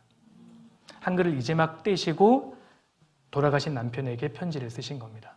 자, 앞에 글과 필체는 비슷한데 읽어보면 할머니의 인격과 수준이 그대로 반영되고 있습니다. 그 다음 글도 한번 보세요. 유방암 진단받은 나한테 남편이 울면서 하는 말, 5년만 더 살아. 그러던 남편이 먼저 하늘나라로 갔다. 손주 결혼식에서 울었다. 아들이 동태찜 사도 눈물이 났다. 며느리가 메이커 잠바를 사줄 때도 울었다. 오직 한 사람, 남편이 없어서. 누가 쓰셨을까요? 황화자 할머니입니다. 이분이 시인으로 등단하셨어요. 오직 한 사람이라는 시입니다. 마찬가지로 이제 한글을 떼셨습니다. 필체는 아이의 필체 같은데 자세히 보면 할머니의 인격이 그대로 들어있는 겁니다. 성경이 그와 같습니다. 분명히 사람이 받아 기록했는데 읽어보면 이것이 진짜 사람의 책인지 아니면 하나님이 불러주셔서 기록한 것인지 우리는 금방 구분할 수 있다는 겁니다. 참 신기합니다. 성경을 공부하면 공부할수록 계속 사실이 나옵니다. 여러분, 성경을 보는데요, 일부 맞는 것도 있고 틀린 것도 있다면 이거 믿을 수 있으시겠습니까? 이거 하나님 책 아닙니다. 근데 맞는 사실만 기록되어 있다면 하나님 책이라는 것을 인정하셔야 된다는 겁니다. 탄광을 캐면 캘수록 석탄이 나옵니다. 금강을 캐면 캘수록 금이 나오지 않습니까? 성경을 계속 파고 파면 사실만 나옵니다. 누구든지 진지하게 정직한 마음으로 성경을 공부하면 하나님 살아계시는 것 인정할 수밖에 없습니다. 자, 그래서 예수님께서 이렇게 말씀하셨습니다. 요한복음 17장 17절 같이 읽겠습니다. 저희를 진리로 거룩하게 하옵소서. 아버지의 말씀은 진리니라. 자, 보십시오. 자, 예수님께서 진리로 거룩하게 하옵소서. 아버지의 말씀, 성경은 진리입니다라고 말씀하셨습니다. 자, 하나님 말씀, 성경을 예수님께서는 진리라고 하신 겁니다. 진리. 여러분, 진리가 뭘까요? 사실이란 뜻입니다. 사실. 진리라는 단어를 요즘 일상생활에서는 잘 사용하지 않지 않습니까? 야, 너 말이 진짜 진리야? 이렇게 이야기하는 고리타보는 사람은 없잖아요. 사실이란 뜻입니다. 팩트란 뜻입니다. 예수님께서는 하나님 말씀, 성경은 사실이다, 진리다 라고 말씀하시는 겁니다. 자, 그런데 어떤 사람의 주장을 무조건 진리라고 우리는 인정할 수 없습니다. 그 사람 말을 진리라고 우리가 인정하기 위해서는 크게 세 가지의 조건을 충족시켜야 합니다. 첫 번째, 진리가 되기 위해서는 객관성을 갖춰야 합니다. 그리고 보편성, 타당성, 이 세 가지의 조건을 크게 갖추어야 합니다. 이것 내 생각이야, 이렇게 이야기하면 진리가 될 수 없는 겁니다. 그리고 모든 사람이 공감할 수 있는 보편성을 갖추어야 되고, 타당성, 그것이 진리라고 이야기하는 근거를 갖추어야 합니다. 이 세 가지를 갖추었을 때 진리다, 진짜 사실이다, 우리는 그렇게 인정할 수 있는 겁니다. 자, 그런데 성경을 공부하다 보면 성경의 내용을 크게 네 가지로 분류를 해볼 수 있습니다. 먼저 성경은 영혼의 존재에 대해서 말씀합니다. 인간에게는 몸이 있지만 절대 몸이 전부가 아니야. 몸이 죽고 나면 몸 안에 있는 영혼이 빠져나오는 거야. 사람은 절대 몸이 전부가 아니야. 영혼이 있어. 성경은 그걸 말씀하고요. 두 번째, 영원한 세계를 말씀합니다. 우리가 지금 살고 있는 물질계뿐만 아니라 영적인 세계가 분명히 있고 죽음을 건너가면 영원한 천국과 지옥이 있다. 성경은 그걸 말씀합니다. 여러분, 하나님께서는 인간에게 궁극적으로 이 두 가지를 말씀하려고 하시는 겁니다. 이 세계가 전부가 아니다.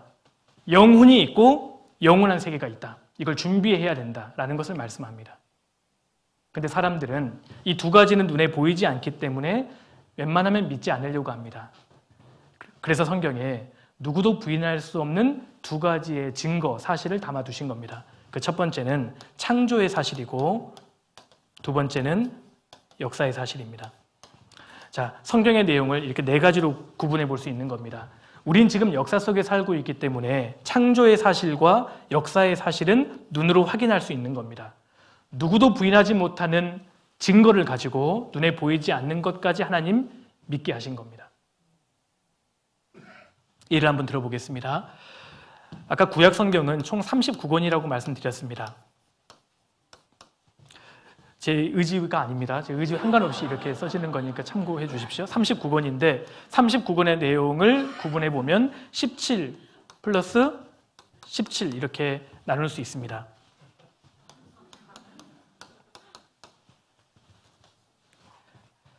맨 처음에 있던 17권은 역사서입니다. 실제로 역사의 사건을 기록한 것이고요. 5권은 시가서입니다. 그리고 마지막 17권은 예언서입니다. 아직 이루어지지 않는 사건을 미리 기록한 예언서입니다.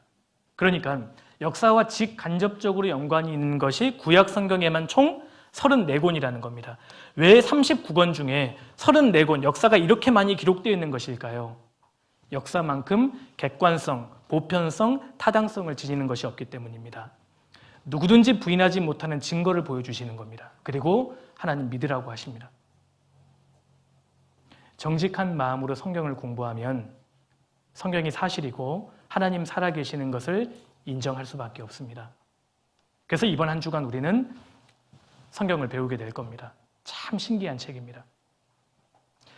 여러분, 만약에 하나님 믿기 싫으시다면 사실 방법은 딱 간단합니다. 성경을 배우시다가 잘못된 거짓말 딱 한 가지만 발견하시면 됩니다. 그럼 진짜 안 믿으셔도 상관없습니다. 그런데 역사 속에서 이것을 시도했다가 한 사람도 성공하지 못했다는 것을 먼저 알아두십시오. 성경이 사실이라면 하나님 살아계시는 것을 인정하셔야 합니다. 5분 쉬겠습니다. 5분. 예. 다들 표정에 쉴 생각이 없으신 것처럼 보이는데 그냥 진행할까요? 예. 5분 정확하게 쉬고 자리에 앉아 주십시오. 예, 자리에 착석해 주시면 감사하겠습니다. 성경 같이 찾겠습니다.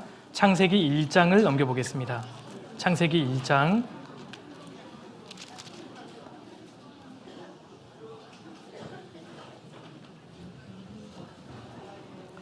창세기 1장 1절입니다.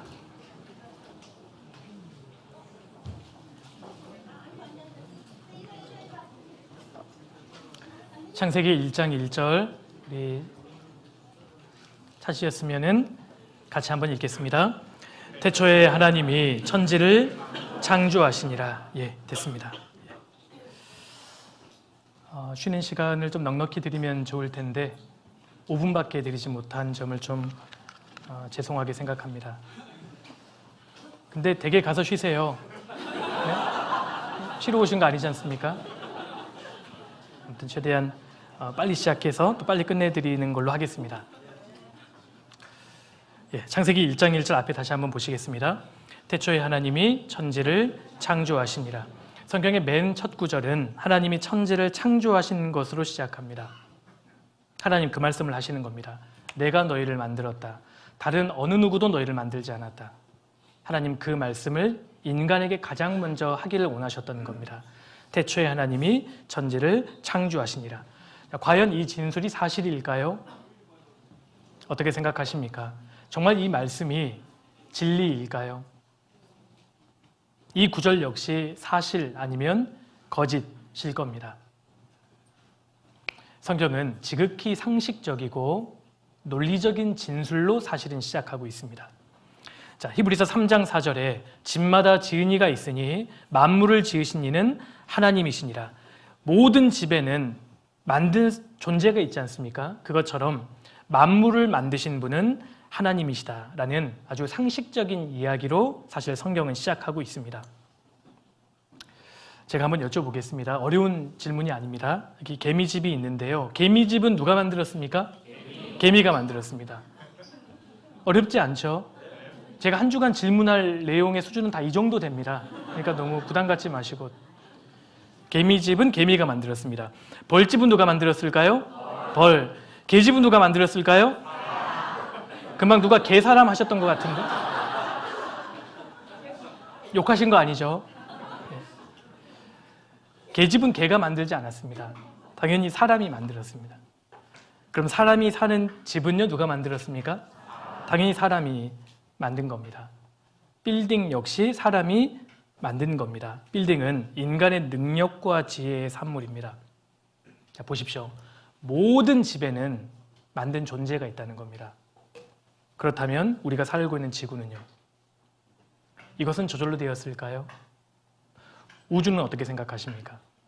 여러분, 우주라는 단어 자체가 집우, 집주입니다. 큰 집을 의미합니다. 인간이 만들기 불가능하다고 해서 저절로 되었다라고 이야기할 수 있습니까? 집마다 지은 이가 있으니 만물을 지으신 이는 하나님이시다. 성경은 상식적인 진술로 시작한다는 겁니다. 여기 강아지 인형이 있습니다. 만든 사람이 있죠? 로봇 강아지 역시 만든 사람이 있습니다. 그렇다면 진짜 강아지는요? 이것은 저절로 되었을까요? 아무도 귀여워하지 않으신데 사실은 이제 각박하셔서 그러신 겁니다. 여기 곰인형이 있습니다. 만든 사람이 있습니다. 그럼 진짜 곰은요? 이것은 저절로 되었을까요?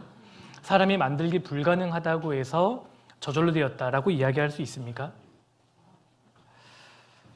지금 공공교육 과정에서 배우고 있는 것은 진화론입니다. 이 모든 것이 진화되었다라는 주장인데 과연 그것이 사실일까요? 잠깐 말씀드리겠습니다. 자, 생명의 기원을 설명하는 생명의 기원입니다. 생명의 기원을 설명하는 답은 크게 두 가지가 있습니다. 인간을 비롯한 모든 생명은 도대체 어떻게 형성된 것일까요? 첫 번째, 저절로 되었을 것이다 라는 이론이 있습니다. 저절로 되었을 것이다. 두 번째, 저절로 되지 않았다면 초자연적인 누군가가 이 모든 것을 설계하고 창조했을 것이다 라는 말이 됩니다. 생명의 기원을 설명하는 것은 둘 중에 하나밖에 없습니다. 저절로 되지 않았다면 누군가 만든 것입니다. 누가 만들지 않았다면 저절로 된 겁니다. 자, 저절로 되었다는 것은 비인격 에너지, 그러니까 물질이 있었는데 기가 막힌 시간과 기가 막힌 우연작용에 의해서 결국은 너가 된 거야. 여러분, 이게 저절로 과학 시간에 배우고 있는 진화론입니다. 진화론. 결국은 하나님 자체를 배제하니까 시간과 기가 막힌 우연작용이 이 모든 것을 만들어냈다라는 주장입니다. 진화론입니다. 아직 과학적으로 검증된 적이 없기 때문에 여전히 진화론, 가설 단계에 머물러 있습니다. 자, 두 번째, 만약에 저절로 되지 않았다면 모든 것을 초월하는 인격자 하나님께서 기가 막힌 목적과 기가 막힌 의도를 가지고 이 모든 것을 설계했다는 뜻이 되는 겁니다. 그러니까 엄청난 능력과 지혜를 가진 누군가가 이 모든 것을 설계했다라는 주장입니다. 둘 중에 하나만 맞습니다. 몇 번이 맞을 거라고 생각하십니까?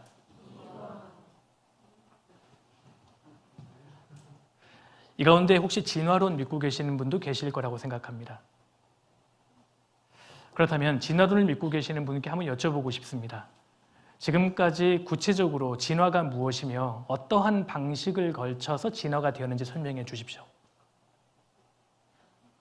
자연 발생, 자연 선택 그런 거 말고요. 과학적으로 검증된 거 말입니다. 반복적인 실험을 통해서 검증된 것이 과학 아니겠습니까? 정말 진화가 맞다면 설명해 주십시오. 과학적으로 검증되지 않은데 어떻게 이것이 과학입니까? 어떻게 이것이 사실이겠습니까? 여러분, 1번은 과학이고 2번은 종교, 1번은 합리적이고 2번은 불합리하다고 생각하십니까? 천만의 말씀인 거예요. 여러분, 1번도 믿음입니다. 1번도 엄청난 종교입니다. 하나님을 배제하고 나서 모든 시간과 우연이 이 모든 질서를 만들어냈다라는 신념, 사실은 철학에 불과합니다. 과학적으로 검증된 적이 없습니다. 여러분, 1번이 맞다면 결론이 뭔지 아십니까? 나는 누구죠? 여러분, 1번이 맞다면 나는 누굽니까? 단백질 덩어리입니다. 그 이상, 그 이하도 아닙니다. 단백질 덩어리 아메바가 우연작용에 걸쳐서 내가 된 겁니다. 그러니까 나는 단백질 덩어리 그 이상, 그 이하도 아닌 겁니다. 그렇다면 내가 소중히 여기는 가족, 사랑, 우정과 같은 가치는 뭡니까? 그거 아무것도 아닌 거예요. 너가 의미를 부여하고 있는 것뿐이지 결국은 아무것도 아니야. 이것이 진화론의 결론입니다. 여러분, 만약에 내 자녀가 진화론을 믿으려고 하면 뜯어 말리셔야 되는 겁니다. 1번을 왜 믿습니까? 정말 2번이 맞다면 결론이 뭔지 아십니까? 나는 특별한 존재야, 이겁니다. 하나님께서 엄청난 계획과 목적과 의도를 가지고 나를 만들었어. 여러분, 사람은 동물이 아닙니다. 동물과 전혀 다른 존재가 인간인 겁니다. 인간만큼 존귀한 존재가 없는 겁니다. 그런데 학교 정규 시간에 진화론을 가르치기 시작하니까 자살률, 동성애, 약물 복용, 불륜 이런 것들이 증가하기 시작합니다. 진화론의 결론은 우리 모두는 동물에 불과하다는 것이기 때문입니다. 아직 과학적으로 검증된 게 아닙니다. 무엇이 저절로 됐습니까? 제가 재밌는 얘기를 좀 드리겠습니다. 웃을 준비하십시오. 여러분, 두 친구가 평생 산에서 살았답니다. 근데 딱 한 번 바닷가에 내려왔습니다. 처음으로 이제 그 바닷가를 거닌 겁니다. 그런데 저쪽에 잠수함 한 척이 딱 떠오르더래요. 두 친구가 처음으로 잠수함을 목격했습니다. 한 친구가 이렇게 얘기합니다. 이봐, 저거 잠수함이라는 거야. 너 잠수함 처음 보지? 저거 어떻게 만들어졌는지 내가 설명해 줄게. 미국 연구소에서 저걸 설계해서 만들었다는 그 주장이 있는데 그거 거짓말이야. 너 미국 안 가봤잖아. 내가 설명해 줄게. 옛날에 바닷가에 다양한 물질들이 있었는데 그중에 철이라는 물질이 있었대. 근데 오랜 시간이 흐르니까 갑자기 철이 다 바닷속으로 가라앉기 시작했대. 10억 년이 흐르니까 철이 갑자기 척척척 자동으로 뭉쳐지기 시작하더니 철판 덩어리가 됐대. 또 10억이 흐르니까 풍화작용에 의해서 가장자리에 구멍이 뚫어지기 시작한 거야. 20억이 흐르니까 어디에선가 철판 덩어리가 또 갑자기 와서 결합되기 시작했대. 40억이 지나니까 엔진이라는 게 만들어졌는데 엔진 때문에 잠수함이 앞으로 쭉 나갈 수 있는 거야. 엔진이 어떻게 만들어졌는지는 곧 과학자들이 밝혀낼 거야. 여러분, 이 친구가 지금 정상적인 친구라고 생각하십니까? 제가 지금 당황스러운 것은 제 설명을 듣고 막 고개를 끄덕이신 분들이 계시거든요. 그렇게 믿는 분들 안 계시겠죠? 근데 생각해 보십시오. 잠수함보다 몇억 배 복잡한 인간은요. 이것은 저절로 되었을까요? 여러분, 사람이 설명하기 어렵다고 해서 무조건 저절로 되었다라고 이야기할 수 있습니까? 오늘날 진화가 무너집니다. 자, 제가 영상 하나를 좀 보여드리겠습니다. 이거 미뤄지나 보십시오.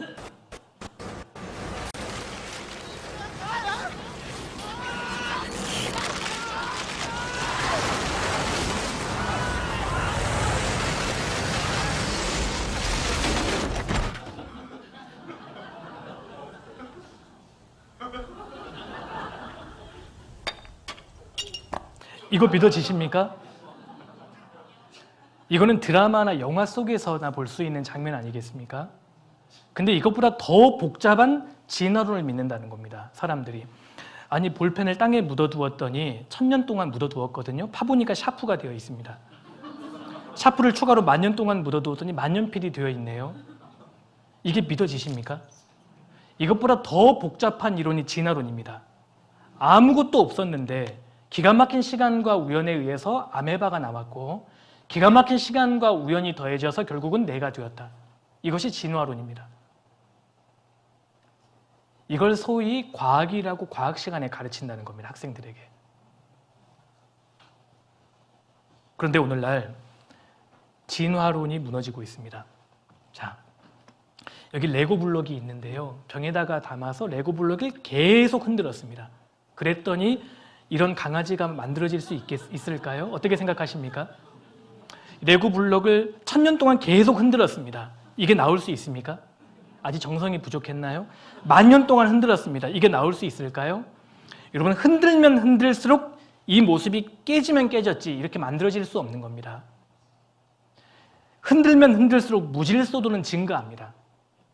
근데 계속 흔들면 이게 나올 수 있다는 믿음이라는 겁니다. 진화론이.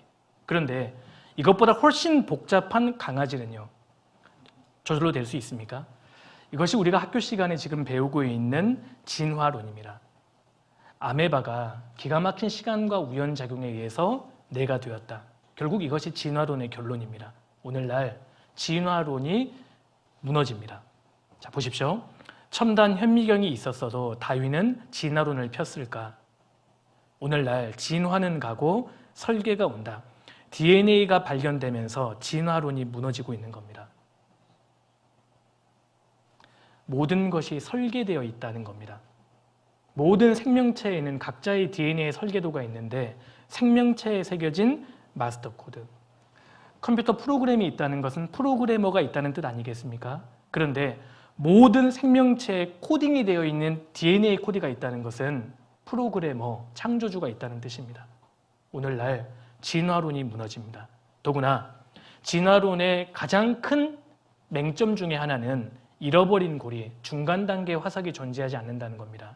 정말 진화가 맞다면 필연적으로 중간 단계의 화석이 존재해야 됩니다. 그런데 한 건도 발견된 적이 없습니다. 상식적으로 진화는 말이 안 됩니다. 자, 보십시오.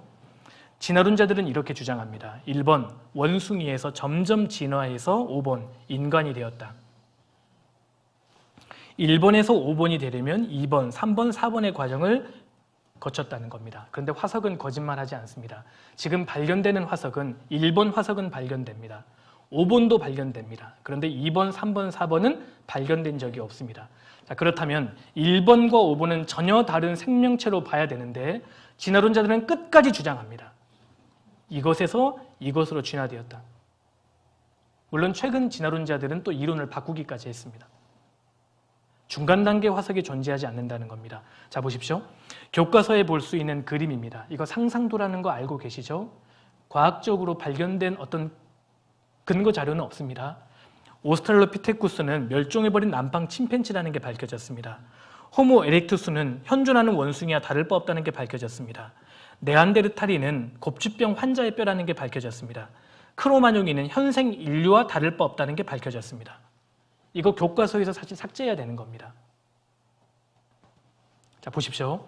오스트랄로피테쿠스는 진어른자들도 인류의 기원과는 무관하다 결론 지었습니다.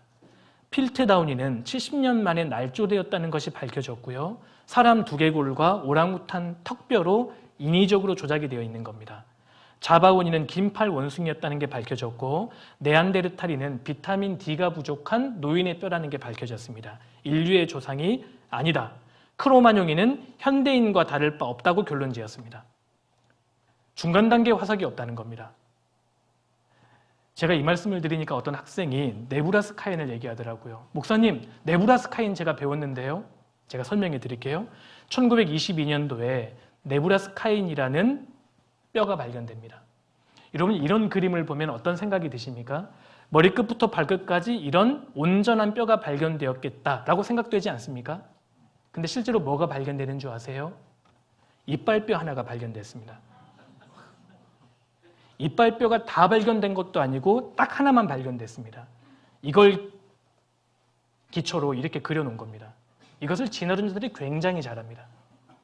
이것을 익스트래퍼레이션이라는 용어를 사용합니다. 부분적인 것을 가지고 마치 전체인 것처럼 확대하는 거짓말 말입니다. 여러분, 이 정도면 종교입니다. 이 정도면 신념 아니겠습니까? 근데 이게 과학책에 실려 있다는 겁니다. 배우는 학생들은 무조건 배웁니다. 이런 뼈가 발견되었을 것이다 라고 생각하면서. 근데 이것마저도 밝혀집니다. 5년 뒤에 27년도에 이 뼈가 인간의 뼈가 아니라 야생 멧돼지의 뼈라는 게 밝혀집니다. 이것을 주장했던 헨리 오스본이라는 학자가 과학계에서 완전히 영구 퇴출당합니다. 근데 대중들의 머릿속에는 네브라스카인이 사실이다라는 것만 남아 있습니다. 중간 단계 화석이 발견되지 않았습니다. 그리고 지구상에 발견되고 있는 수십억 개의 화석은 오히려 반진화론, 진화론이 아니다라는 것을 확인해주고 있다는 겁니다. 진화론 핵심 연대에 우리가 속속 드러나고 있고 심지어 사람과 공룡이 함께 살았다는 증거들이 굉장히 많이 발견됩니다. 자, 진화론자들에 의하면 사람은 신생대 말에 출현했습니다. 공룡은 중생대 백악기에 존재했습니다. 이 둘은 최소 7천만 년이라는 시간적인 텀이 존재합니다. 그러면 동시대에 존재할 수 없습니다. 진화론에 의하면. 근데 오늘날 함께 살았다는 증거가 굉장히 많이 발견됩니다. 진화론의 거장이 진화론을 비판합니다. 창조론 부인한 건 잘못했다. 인정하기도 했습니다. 저명한 진화론자가 자기 고백을 합니다. 진화는 이론일 뿐 사실로 인식하는 것은 잘못되었다. 학자적인 양심을 가지고 이렇게 말씀하셨다고 생각합니다. 이건 이론일 뿐 사실이 아니다. 근데 왜 교과서에 실려 있느냐? 학생들에게 혼동을 일으키게끔. 생명체의 복잡성, 진화론을 설명하지 못합니다. 이분 보십시오. 조지 와일드라는 미국의 학자인데 이분이 노벨 생리의학상을 수상하신 분입니다. 보통 분이 아니시거든요. 비타민 A가 부족하면 야맹증에 걸린다. 이걸 밝혀낸 학자입니다. 그런데 이분이 뭐라고 말씀하시나 보세요. 생명의 기원에 대해 언급할 때 우리에게는 단 두 개의 가능성만 있다. 신의 초자연적인 창조 혹은 우연 발생과 진화 이외에 또 다른 가능성은 있을 수 없다. 제가 아까 말씀드렸죠. 둘 중에 하나라는 겁니다. 그런데 자연 발생은 120년 전 파스테르 등에 의해 가능성이 없는 것으로 판정이 났다. 그래서 결국 신의 초자연적 창조라는 단 하나의 결론만 남게 된다. 그러나 나는 철학적인 이유 때문에 신을 믿을 수 없다. 그러므로 나는 과학적으로 불가능한 것을 선택했으며 그것은 생명이 우연히 발생하여 진화했다는 것이다. 이분이 지금 뭐라고 말씀하고 계시는 겁니까? 이해되십니까? 학자가 이러시면 안 되죠. 그러지 않습니까? 진화론과 창조론 둘 중에 하나만 맞다. 근데 진화론은 이미 거짓이라고 판명이 났다. 그러면 결국 하나님이 창조했다는 것만 남게 되는데 나는 하나님 믿고 싶지 않다. 지금 이 말하고 있는 거 아닙니까? 학자가 이러시면 안 되죠. 진화는 과학적으로 불가능한 것입니다. 그래서 미국의 일부 주에서는 진화론을 교과서에서 삭제하고 있습니다. 미국에서는 지금 진화론이 서서히 깨어지고 있다. 다행스러운 것은 우리나라 중고등학교 교과서에도 진화론 색채가 점점 지워지고 있다는 사실입니다. 요즘 학생들은 진화론 별로 안 배우더라고요. 다행이라고 생각합니다. 사실이 아니기 때문입니다. 진화론에는 진화가 없다. 이제는 버리자.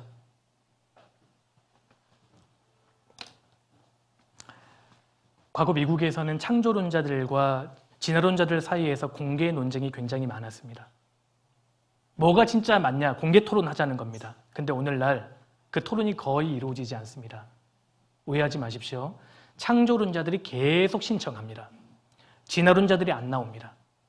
그리고 논쟁을 하더라도 화석적인 증거를 가지고 나오는 쪽은 창조론자입니다. 진화론자들은 근거가 없습니다. 오늘날 과학이 발달하면서 진화가 논리적으로 불가능해집니다. 실제로 우리가 지금 살고 있는 이 우주 만물은 창조를 증거합니다. 자, 제가 몇 구절 보여드리겠습니다. 자, 로마서 1장 20절 같이 한번 읽어보실까요? 창세로부터 그의 보이지 아니하는 것들 곧 그의 영원하신 능력과 신성이 그 만드신 만물에 분명히 보여 알게 되나니 그러므로 저희가 핑계치 못할지니라. 제가 설명해 드리겠습니다. 무슨 말씀을 하시는 거냐면요. 자, 보십시오.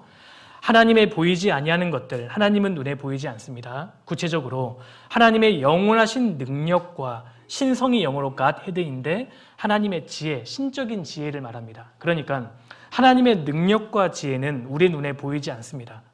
그런데 하나님이 만드신 만물을 보면 하나님의 능력과 지혜가 분명하게 투영되어 보게 될 테니까 그러므로 저희가 핑계치 못할지니라. 하나님 없다 이렇게 주장할 수 없다는 겁니다. 하나님 만드신 만물을 보면 하나님의 지혜와 능력이 투영될 것이기 때문에 하나님 살아계시는 것을 인정할 수밖에 없다. 하나님 지금 그 말씀을 하십니다. 예를 들어 보겠습니다.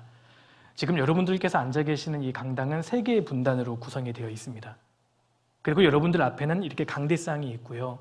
제 기준으로 오른쪽에는 노트북이 세팅이 되어 있고 제 옷에는 마이크가 채워져 있습니다. 여러분, 이것은 절대 저절로 된 게 아닙니다. 일정한 법칙과 규칙, 배열이 있다는 것은 지성을 가진 누군가의 손길이 닿았다는 분명한 증거입니다. 그렇지 않습니까?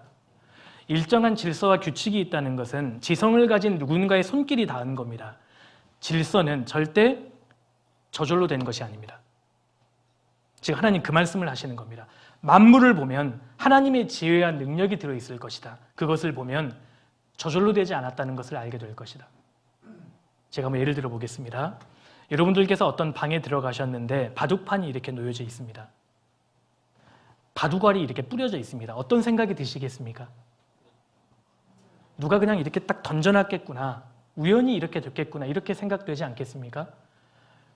아무 생각이 없으신 것 같은데 그렇게 생각이 들지 않겠습니까? 근데 그 다음날 그 방에 들어갔더니 바둑알이 이렇게 배열이 되어 있다면 어떤 생각이 드시겠습니까? 이건 누가 인위적으로 이렇게 배치해 두었겠다라고 생각하는 것이 합리적인 생각 아니겠습니까? 그 다음날 들어갔더니 이렇게 되어 있다면 이건 또 말할 게 없는 겁니다. 우연히 될 리가 없는 겁니다. 보십시오. 일정한 법칙과 규칙이 있다는 것은, 패턴이 있다는 것은 누군가의 손길이 닿았다는 분명한 증거가 된다라는 겁니다. 자, 보십시오. 설명해 드리겠습니다. 자, 만약에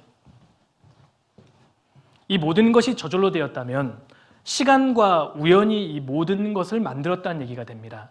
그러면 지금 이 지구상에 과연 질서나 법칙이 있을까요? 없을까요? 없어야 합니다. 왠 줄 아십니까? 우연이라는 것은 말 그대로 돌발성을 의미합니다. 돌발성으로 우연을 의미하는 것이 이 모든 질서와 패턴을 만들어냈다는 것이야말로 이거는 종교입니다. 이건 엄청나게 좋은 믿음이 되는 겁니다. 그렇지 않습니까? 우연히 모든 질서를 만들어낼 수 있다라는 것이야말로 이거는 신념이라는 겁니다. 질서가 존재할 리가 없습니다. 그럼 반대로 하나님께서 이 모든 것을 설계했다면 질서가 있을까요? 없을까요? 있어야 합니다.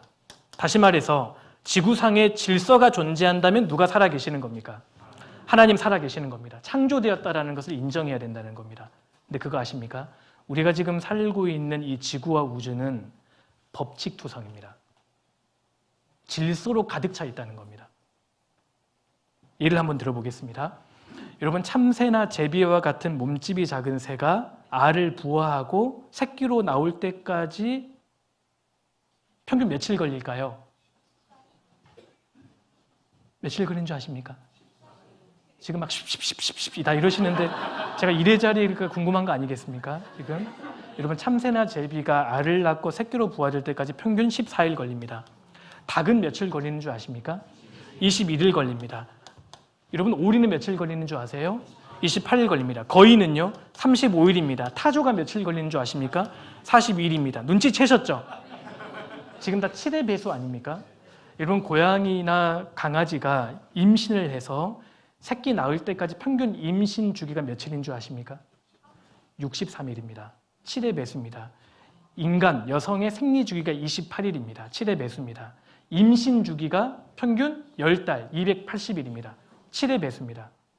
모든 생명체가 공통적으로 가지고 있는 7의 배수적 생체 리듬이 어떻게 설명됩니까?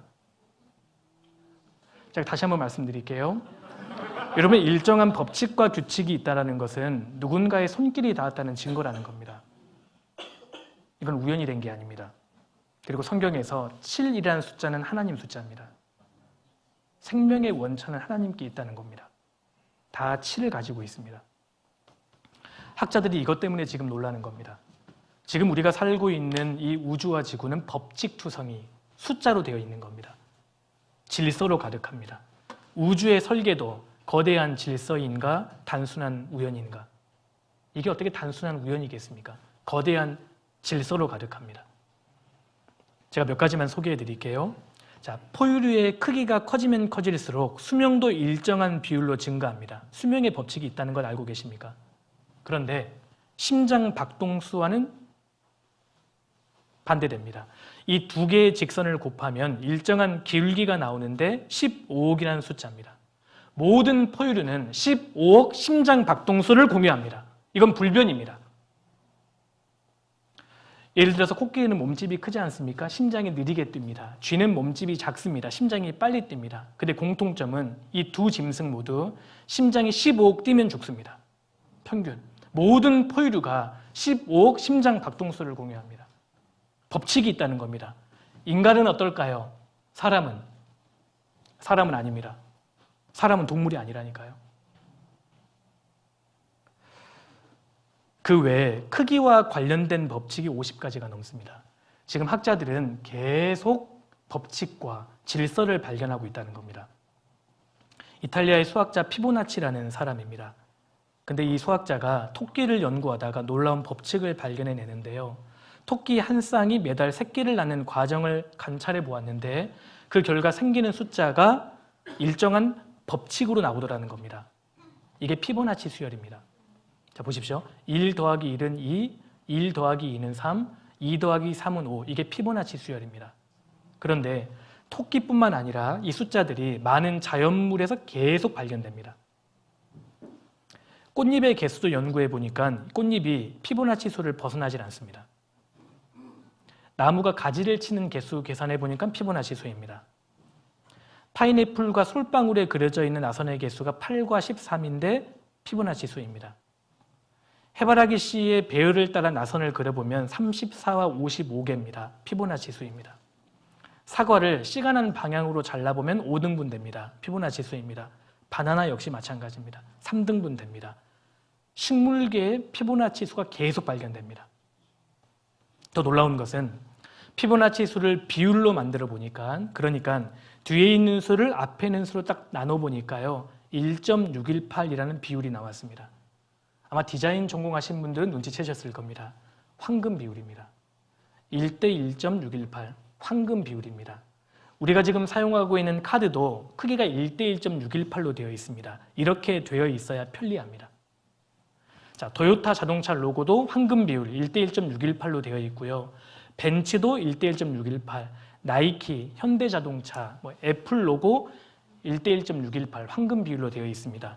재미있는 것은 모나리자도 1대 1.618로 되어 있다는 겁니다. 그래서 사람들이 모나리자를 볼 때 묘한 매력에 빠지는 겁니다. 자, 보십시오. 이 그림 기억하십시오. 1:1.618 황금 비율입니다. 사람은 하나님이 창조하신 세계 속에 살고 있습니다. 왜요? 전 세계가 황금 비율로 되어 있습니다. 자, 식물, 고사리도 1:1.618 황금 비율로 되어 있고요. 해바라기 꽃, 장미꽃도 1:1.618 황금 비율로 되어 있습니다. 나비의 모양도, 소라의 모양도, 달걀 모양도 1:1.618 황금 비율입니다. 심지어 사람의 치아도 1:1.618이고 귀 모양도, 심지어 DNA 나선 비율 모양도 1:1.618 황금 비율입니다. 손과 팔이 길이 비율도 1:1.618이고요. 신체의 비율도, 심지어 뼈마디 길이도 1:1.618 황금 비율입니다. 파도 치는 모양도, 태풍의 모양도, 아프리카 대륙도, 우리 은하의 모습도 1:1.618 황금 비율로 되어 있습니다. 제가 한번 여쭤보겠습니다. 내 DNA 나선 비율, 치아, 귀 모양, 사람의 뼈마디, 아프리카 대륙, 태풍의 모양, 우리 은하 모양까지 1:1.618 황금 비율로 되어 있는 이유를 설명해 주십시오. 여러분, 일정한 법칙과 규칙이 발견된다는 것은 우연이 되지 않았다는 증거입니다. 지성을 가진 누군가가, 엄청난 능력을 가진 누군가가 이 모든 것을 만들었다는 증거가 되는 겁니다. 그러므로 핑계치 못할지니라. 크기를 초월하는 단 하나의 설계도가 발견된다. 질서가 증명한다는 것은 우연이 아니라 설계되었다는 것이다. 자, 과학이 발달하면 발달할수록 우리가 살고 있는 이 지구와 우주가 정확하게 숫자로 되어 있다는 것이 증명되는 겁니다. 하나님이 설계하신 겁니다. 질서를 부여한 존재가 있습니다. 질서가 있다는 것은 누군가의 손길이 닿았다는 증거라고 말씀드렸습니다. 자, 보십시오. 이사야 45장 18절, 이 말씀이 진짜 맞습니다. 같이 한번 읽겠습니다. 여호와는 하늘을 창조하신 하나님이시며 땅도 조성하시고 견고케 하시되 헛되이 창조치 아니하시고 거하게 지으신 자신이라. 그 말씀에 나는 여호와라. 나 외에 다른 이가 없느니라. 자, 앞에 보십시오. 여호와는 하늘을 창조하신, 우주를 창조하신 하나님이시며 땅, 지구도 조성하시고 견고케 하시되 헛되이 창조치 않았다. 그 말은 아무런 목적 없이 만들지 않았다, 그 뜻입니다. 하나님께서는 특별한 목적을 가지고 지구와 우주를 창조하셨다. 어떤 목적이냐? 사람으로 거하게 지으신 자신이라. 사람을 위해서. 사람이 거할 수 있도록 이 우주와 지구를 만드셨다. 성경은 그렇게 말씀합니다. 나 외에 다른 이가 없느니라. 이 말씀이 정확하게 맞습니다. 과학이 발달하면서 이 말씀이 그대로 입증됩니다. 제가 몇 가지만 좀 소개해 드리겠습니다. 자, 지구의 자전 속도가 1670km의 속도입니다. 지구가 공전을 하지 않습니까? 1년에 딱 태양 주변을 거의 한 바퀴 돕니다. 107,218km의 속도로 공전합니다. 어마어마한 속도로 지금 지구가 달리고 있는데 그런데 태양도 가만히 있는 게 아니지 않습니까? 72,000km의 속도로 태양도 지금 달리고 있는 겁니다. 제가 영상 하나를 좀 보여드리겠습니다.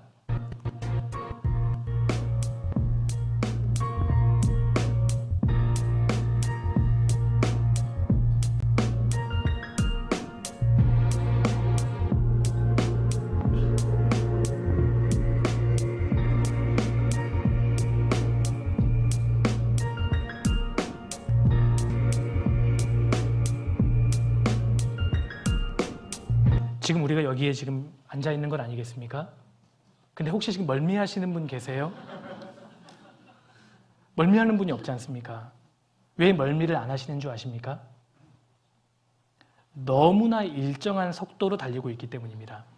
조금이라도 느려지거나 조금이라도 빨라지면 우리가 속도감을 느낄 텐데 너무 이 속도가 균일하기 때문에 우리가 속도감을 느끼지 못한다는 겁니다. 이거 설계되어 있다고 봐야 되는 것 아니겠습니까? 제가 지금 억지 부리는 게 아니지 않습니까?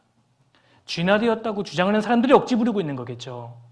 일정한 법칙과 규칙이 있다는 것은 누군가의 손길이 닿았다는 분명한 증거라는 겁니다. 이걸 보고도 이거 저절로 되었다라고 주장하시는 분이 계시다면 양심이 얼어 계시는 겁니다. 죄송한 말씀이지만 그렇지 않습니까?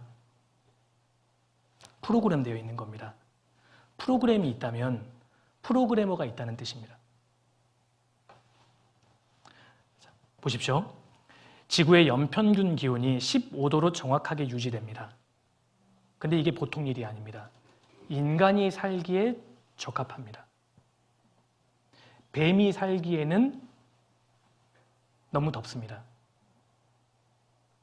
북극곰이 살기에도 적합하지 않습니다. 인간이 살기에 적합한 온도라는 겁니다. 사람으로 구하게 지으신 자신이라. 그런데 15도로 연평균 기온이 유지되기 위해서는 지구가 태양으로부터 1억 5천만 킬로미터 떨어져 있어야 합니다. 이 거리보다 조금 가까워진다면 타버리고요. 생명체가 존재할 수 없습니다. 조금 멀어져도 얼어버립니다. 존재할 수 없습니다. 반드시 이 거리를 유지해야 합니다. 그런데 유독 지구만이 이 거리를 유지하면서 공전하고 있다는 겁니다. 그리고 지구의 크기도 참 신기합니다. 지금보다 지구가 커지면 좋을 것 같지 않습니까? 사람이 더 많이 살 수 있을 것 같잖아요. 지구가 커지면 중력이 커지기 때문에 파괴적인 대기권이 형성이 됩니다. 생명체가 살 수 없습니다. 지금보다 지구의 크기가 줄어들면요. 중력이 작아지기 때문에 산소를 붙잡아 줄 수 없습니다. 반드시 지금 크기여야 합니다. 누가 설계한 겁니다. 자, 그런데 보세요. 지구 주변에 달이 돌고 있습니다. 근데 이것도 참 신기합니다. 학자들이 달만 연구해도 창조주의 존재를 인정할 수밖에 없습니다. 왠 줄 아십니까? 자, 보십시오. 지구에서 달까지의 거리를 1이라고 한다면 지구에서 태양까지의 거리가 정확하게 400입니다. 그리고 달의 지름을 1이라고 한다면 태양의 지름이 정확하게 400입니다. 그렇기 때문에 지구에서 태양이 달에 의해서 완전히 가려지는 일식월식 현상이 일어나는 겁니다. 단 1km라도 오차가 있다면 이 현상은 발생하지 않는다. 정확하게 1대 400. 이게 과연 우연일까요? 그래서 학자들이 말합니다. 지구는 정확하게 파인 튜닝, 미세 조정이 되어 있다. 정확한 질서 체계를 유지하고 있다. 그런데 이러한 특별한 우주가 어떻게 우연히 저절로 생겨날 수 있겠는가? 누군가 이것을 유지하고 있을 가능성이 더 높다고 봐야 한다. 누군가가 이 모든 것을 창조하고 지금도 유지하고 있다는 겁니다. 그래서 지구에 생명체가 존재하는 것은 기적입니다. 누군가 설계한 게 분명합니다. 자, 그런데 가만히 보면 이 우주가 누구에 의해서 만들어진 것인데 사람을 위해서 설계되었다는 겁니다. 그래서 하나님이 이렇게 말씀하시는 겁니다. 같이 읽겠습니다. 나는 여호와의 보시기에 존귀한 자라. 나의 하나님이 나의 힘이 되셨도다. 나는 여호와 하나님 보시기에 존귀한 자라. 그런 의미에서 저와 여러분은 그야말로 존귀한 존재가 되는 겁니다. 이 모든 우주와 지구는 나를 위해 만들어졌으니까요. 내가 존재하도록 지어졌기 때문입니다. 그렇다면 하나님은 왜 인간을 이렇게 존귀하게 보시는 걸까요? 여러분, 이유가 있습니다. 성경 한번 찾겠습니다. 창세기 2장을 넘겨보시겠습니다. 창세기 2장 7절입니다. 7절.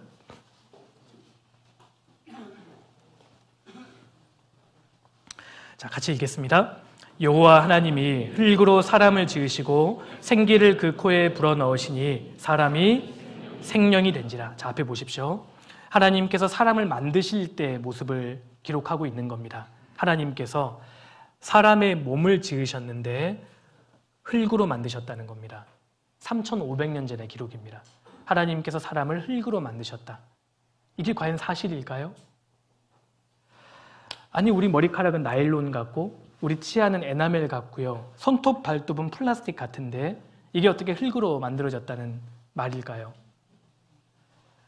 근데 과학이 발달하자 인체가 흙으로 만들어졌다는 것이 입증됩니다. 자, 보십시오. 18세기 말엽에서 19세기 초에 이르러서야 원형질과 광물질을 과학적으로 분석하는 기술이 개발됐는데 인체를 구성하는 광물질을 화학적으로 분석해 본 결과 흙과 같은 물질이란 사실이 밝혀졌다. 19세기 초에 밝혀진 겁니다. 사람은 흙으로 만들어진 게 분명합니다. 자, 보십시오. 왼쪽은 흙의 원소입니다. 산소, 탄소, 수소, 질소, 칼슘, 카리, 염분, 유황, 인철, 마그네슘. 오른쪽은 인체, 사람의 몸입니다. 산소, 탄소, 수소, 질소, 칼슘, 카리, 염분, 유황, 철, 마그네슘. 발음이 좀 꼬이기 시작했죠? 정확하게 동일합니다. 흙의 원소입니다. 참고로 사람의 몸에는 철이라는 이 구성 원소가 있습니다. 어떤 사람이 이 원소가 다른 사람보다 많으면 철들었다라고 얘기하는 겁니다. 지금 고개를 끄덕이신 분이 계시는데 농담입니다, 농담. 사람의 몸은 흙으로 만들어진 게 사실입니다. 그래서 흙의 티끌로 사람을 창조하셨다. 이 말씀도 구성 원소로 증명됐습니다. 이처럼 성경 한 구절 한 구절은 다 사실로 입증이 됩니다. 자, 그런데 하나님께서 사람의 몸을 흙으로 만드셨는데 왜 인간을 귀하게 봐주시는 걸까요? 어떤 사람이 죽고 나면 흙으로 돌아가는데 그 흙의 성분을 값으로 매겨본 사람이 있습니다. 굉장히 시간이 많이 남은 사람이 그걸 계산을 해봤는데 우리나라 돈으로 10,000원짜리도 안 됩니다. 여러분, 인간의 가치가 몸에 있다면 사실은 10,000원짜리도 되지 않습니다. 근데 왜 하나님은 사람을 그토록 귀하게 봐주시는 걸까요? 인간의 가치가 몸에 있는 게 아니기 때문입니다. 그 앞에 1장, 앞으로 보십시오. 1장 27절입니다. 1장 27절. 하나님이 자기 형상 곧 하나님의 형상대로 사람을 창조하시되 남자와 여자를 창조하시고 하나님이 그들에게 복을 주시며 됐습니다. 앞에 보십시오. 하나님께서 사람의 몸은 흙으로 만드셨지만 왜 사람을 그토록 귀하게 보시는 거냐? 하나님께서 자기 형상 곧 하나님의 형상대로 사람을 창조하셨기 때문입니다. 여러분, 이 말씀을 보면 어떤 분이 이렇게 생각합니다. 하나님도 나처럼 생기셨나 보다. 몸 하나, 머리 하나, 팔 2개, 다리 2개 이렇게 생기셨나 보다. 이 말씀은 그런 뜻이 아닙니다. 아까 말씀드렸죠? 하나님은 뭐라고요? 하나님은 영이시니. 그러니까 하나님의 형상대로 사람을 만드셨다는 것은 사람을 영적인 존재로 만드셨다는 뜻입니다. 하나님을 닮은 영을 가진 존재로 사람을 만드신 겁니다. 그래서 하나님은 사람을 귀하게 보시는 겁니다. 몸은 흙으로 만드셨지만 몸 안에 하나님 닮은 영이 들어있기 때문입니다. 그래서 성경을 보시면 사람은 영과 혼과 몸으로 구성이 되어 있습니다. 사람은 절대 몸이 전부가 아니라는 겁니다. 그 안에 영혼이 있습니다. 자, 몸이 있기 때문에 사람에게는 식욕, 성욕, 수면욕과 같은 기본 욕구가 있습니다. 그리고 몸이 있기 때문에 오감이 존재하고 외부 세계를 느낄 수 있는 겁니다. 근데 사람은 몸만 전부가 아니라 그 안에 혼도 있습니다. 혼은 지정의의 역할을 합니다. 뭔가를 알고 감정을 느끼고 싶고 의지를 가지는 욕구는 혼의 욕구입니다. 그런데 사람은 혼만 있는 게 아닙니다. 영도 있습니다. 영은 신을 찾는 마음, 종교심도 있고 선을 지향하는 마음, 양심도 있습니다. 여러분, 짐승은 양심이 없지 않습니까? 사람만 가지고 있습니다. 모든 사람은 예외가 없습니다. 다 양심을 가지고 있습니다. 선을 지향하는 마음입니다. 그리고 영혼을 사모하는 마음, 영혼을 추구하는 마음이 있습니다. 하나님께서는 사람에게 영을 주신 겁니다. 영. 하나님을 닮은 존재로 사람을 만드셨다는 겁니다. 자, 그래서 욥기 4장에 보시면 하물며 흙집에 살며 티끌로 털을 삼고 하루살이에게라도 눌려 죽을 자이겠느냐. 사람은 흙집에 사는 존재라는 겁니다. 흙집. 여러분, 우리 몸이 지금 흙으로 되어 있는 집입니다. 진짜 나는 흙집에 살고 있는 영혼인 겁니다. 영. 그래서 이렇게 말씀하시죠. 만일 땅에 있는 우리의 장막집이 무너지면 하나님께서 지으신 집, 곧 손으로 지은 것이 아니요 하늘에 있는 영원한 집이 우리에게 있는 줄을 아나니. 제가 설명해 드리겠습니다. 자, 보십시오.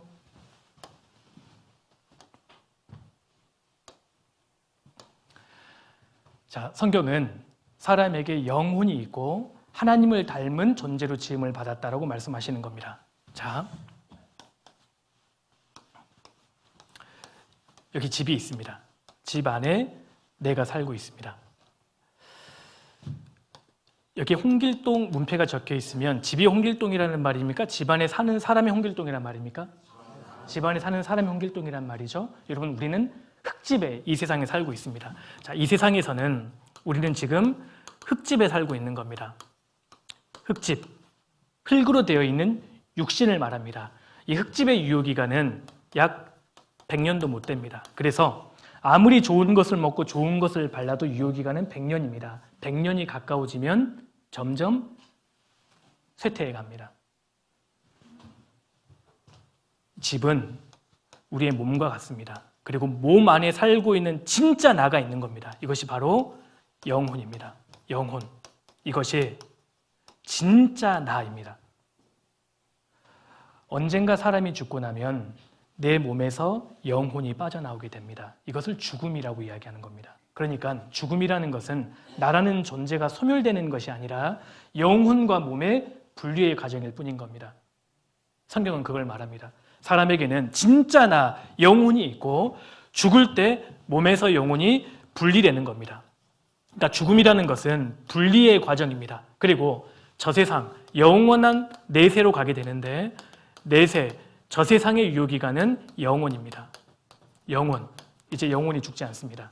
저 세상에서 영원한 몸, 하나님께서 우리를 위해서 영원한 몸을 예비해 두신 겁니다.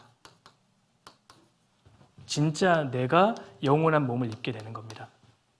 영혼이 죽지 않습니다. 여러분, 이 땅에 태어난 모든 사람은 불멸의 존재인 겁니다. 우리 모두는 영혼이 죽지 않습니다. 육신이 죽을 때에는 몸과 영혼의 분리의 과정이고 진짜 영원한 세계로 가는 막간의 과정이라는 겁니다. 그리고 영원한 몸을 입고 영원히 살게 됩니다. 근데 문제는 어떤 사람은 영혼을 천국에서 보내게 되고 어떤 사람은 지옥에서 영혼을 보내게 된다는 겁니다. 성경은 이걸 말씀합니다. 여러분, 귀향이면 우리 모두가 영원한 천국으로 가셔야 되지 않겠습니까? 그럼 어떤 사람이 천국에 갈 수 있을까요? 하나님 말씀하십니다. 이 세상에 살아있을 때 하나님 말씀, 성경, 복음 말씀을 통해서 거듭난 사람, 참으로 거듭난 사람만이 죽어서 영원한 천국으로 가는 겁니다. 거듭나지 못한 사람은 영원한 지옥으로 간다고 말씀하시는 겁니다. 자, 그렇다면 이 진술이 진짜 사실일까요? 어떻게 생각하십니까? 이 성경의 말씀도 정말 사실일까요? 첫 번째, 인간 몸속에 진짜 영혼이 있는 것이 사실일까? 두 번째, 사람이 죽을 때 내 몸에서 영혼이 빠져나오는 게 진짜 사실일까요? 여러분, 이것이 과학적으로 입증됩니다.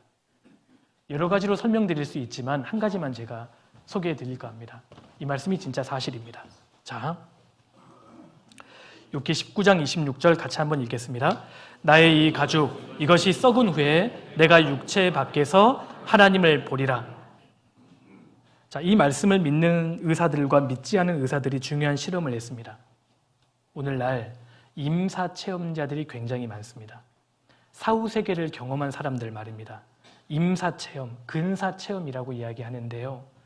1992년부터 97년까지 미국에서만 5년 동안 임사 체험을 경험한 사람들이 1,500명이 아니고요.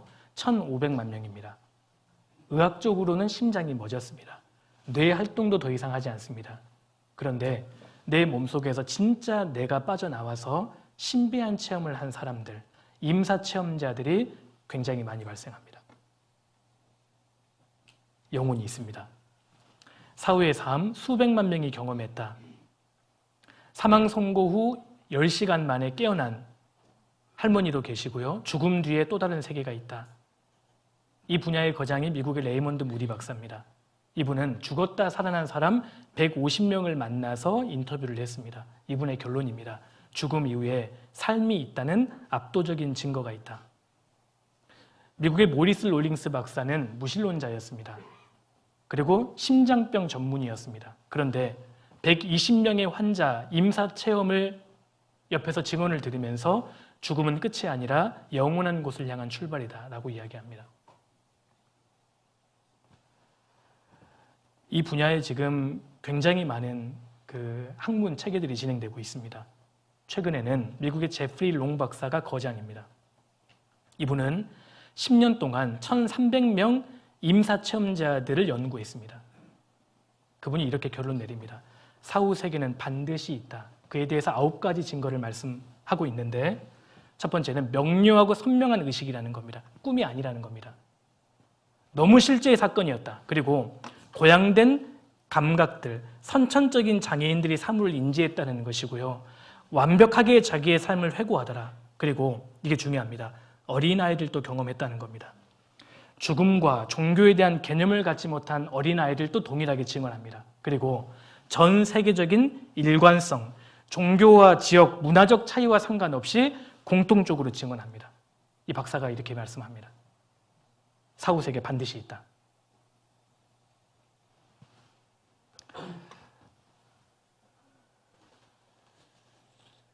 성경은 사실인 겁니다.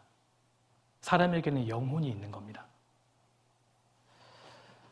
저도 몇 달 전에 어떤 그 남자분을 이렇게 상담을 하는데요. 그분이 그렇게 말씀하시더라고요. 자기는 한 번도 교회를 다녀본 적이 없는데 영혼의 존재를 믿는답니다. 왜 그러시냐고 제가 여쭤보니까요. 그분이 8살 때 임사체험을 하셨더라고요. 2층에서 동네에서 놀다가 옥상에서 떨어져 버린 겁니다. 자기가 보는데요. 너무 비참하게 어린 꼬마가 쓰러져 있고 피를 흘리고 있고 뇌까지 보이는데 봤더니 자기 자신인 겁니다. 옆에서 아이들이 당황하고 구급대원들이 막 뛰어나오고 이런 걸 다 옆에서 지켜본 겁니다. 영혼이 있다. 어릴 때부터 그 사람이 믿기 시작했다는 겁니다. 아마 이 중에도 아마 계실 수 있을 거라고 생각합니다. 나의 이 가죽, 이것이 썩은 후에 내가 육체 밖에서 하나님을 보리라. 자, 사이먼 그린리프라는 미국의 법학자가 있습니다. 이분이 이런 말씀을 한 적이 있습니다. 성경이 사실이라면 믿겠다는 정직한 마음이 있다면 성경을 믿지 않을 수 없다. 한번 알아보겠다는 정직한 마음을 가진 사람은 성경을 믿지 않을 수 없습니다. 이분 말이 맞습니다. 잠언 18장 13절 같이 한번 읽어보실까요? 사연을 듣기 전에 대답하는 자는 미련하여 욕을 당하느니라. 사연을 듣기 전에 대답하는 자는 미련하여 욕을 당한다고 말씀하셨습니다. 오늘 이런 집회에 오신 분들 중에는 옆 사람의 간곡한 부탁 때문에 어쩔 수 없이 오신 분도 계실 거고요. 오늘 하루만 들어줄게. 이렇게 약속하고 오신 분도 아마 계실 거라고 생각합니다. 한 주간 끝까지 들어보고 판단해 주십시오. 이번 성경 강의는 오늘로만 끝나는 것이 아니고요. 한 주간 진행이 됩니다. 사연을 다 듣기 전에 대답하는 사람은 하나님께서 미련하다고 말씀하셨습니다. 끝까지 들어봐 주십시오. 교회 다니자고 이런 집회를 하고 있는 게 아닙니다. 욥기 34장 4절 우리가 스스로 옳은 것은 택하고 무엇이 선한가 우리끼리 알아보자.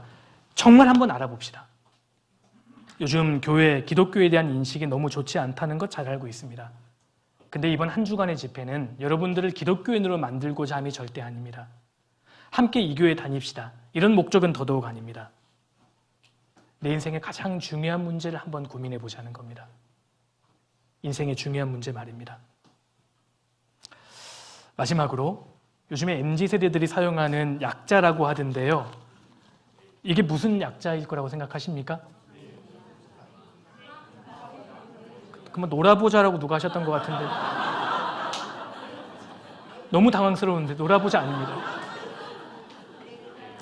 내일 보자의 약자랍니다. 네. 반말해서 죄송합니다. 네. 내일도 뵙겠습니다. 같이 기도하겠습니다. 살아계신 하나님 감사합니다.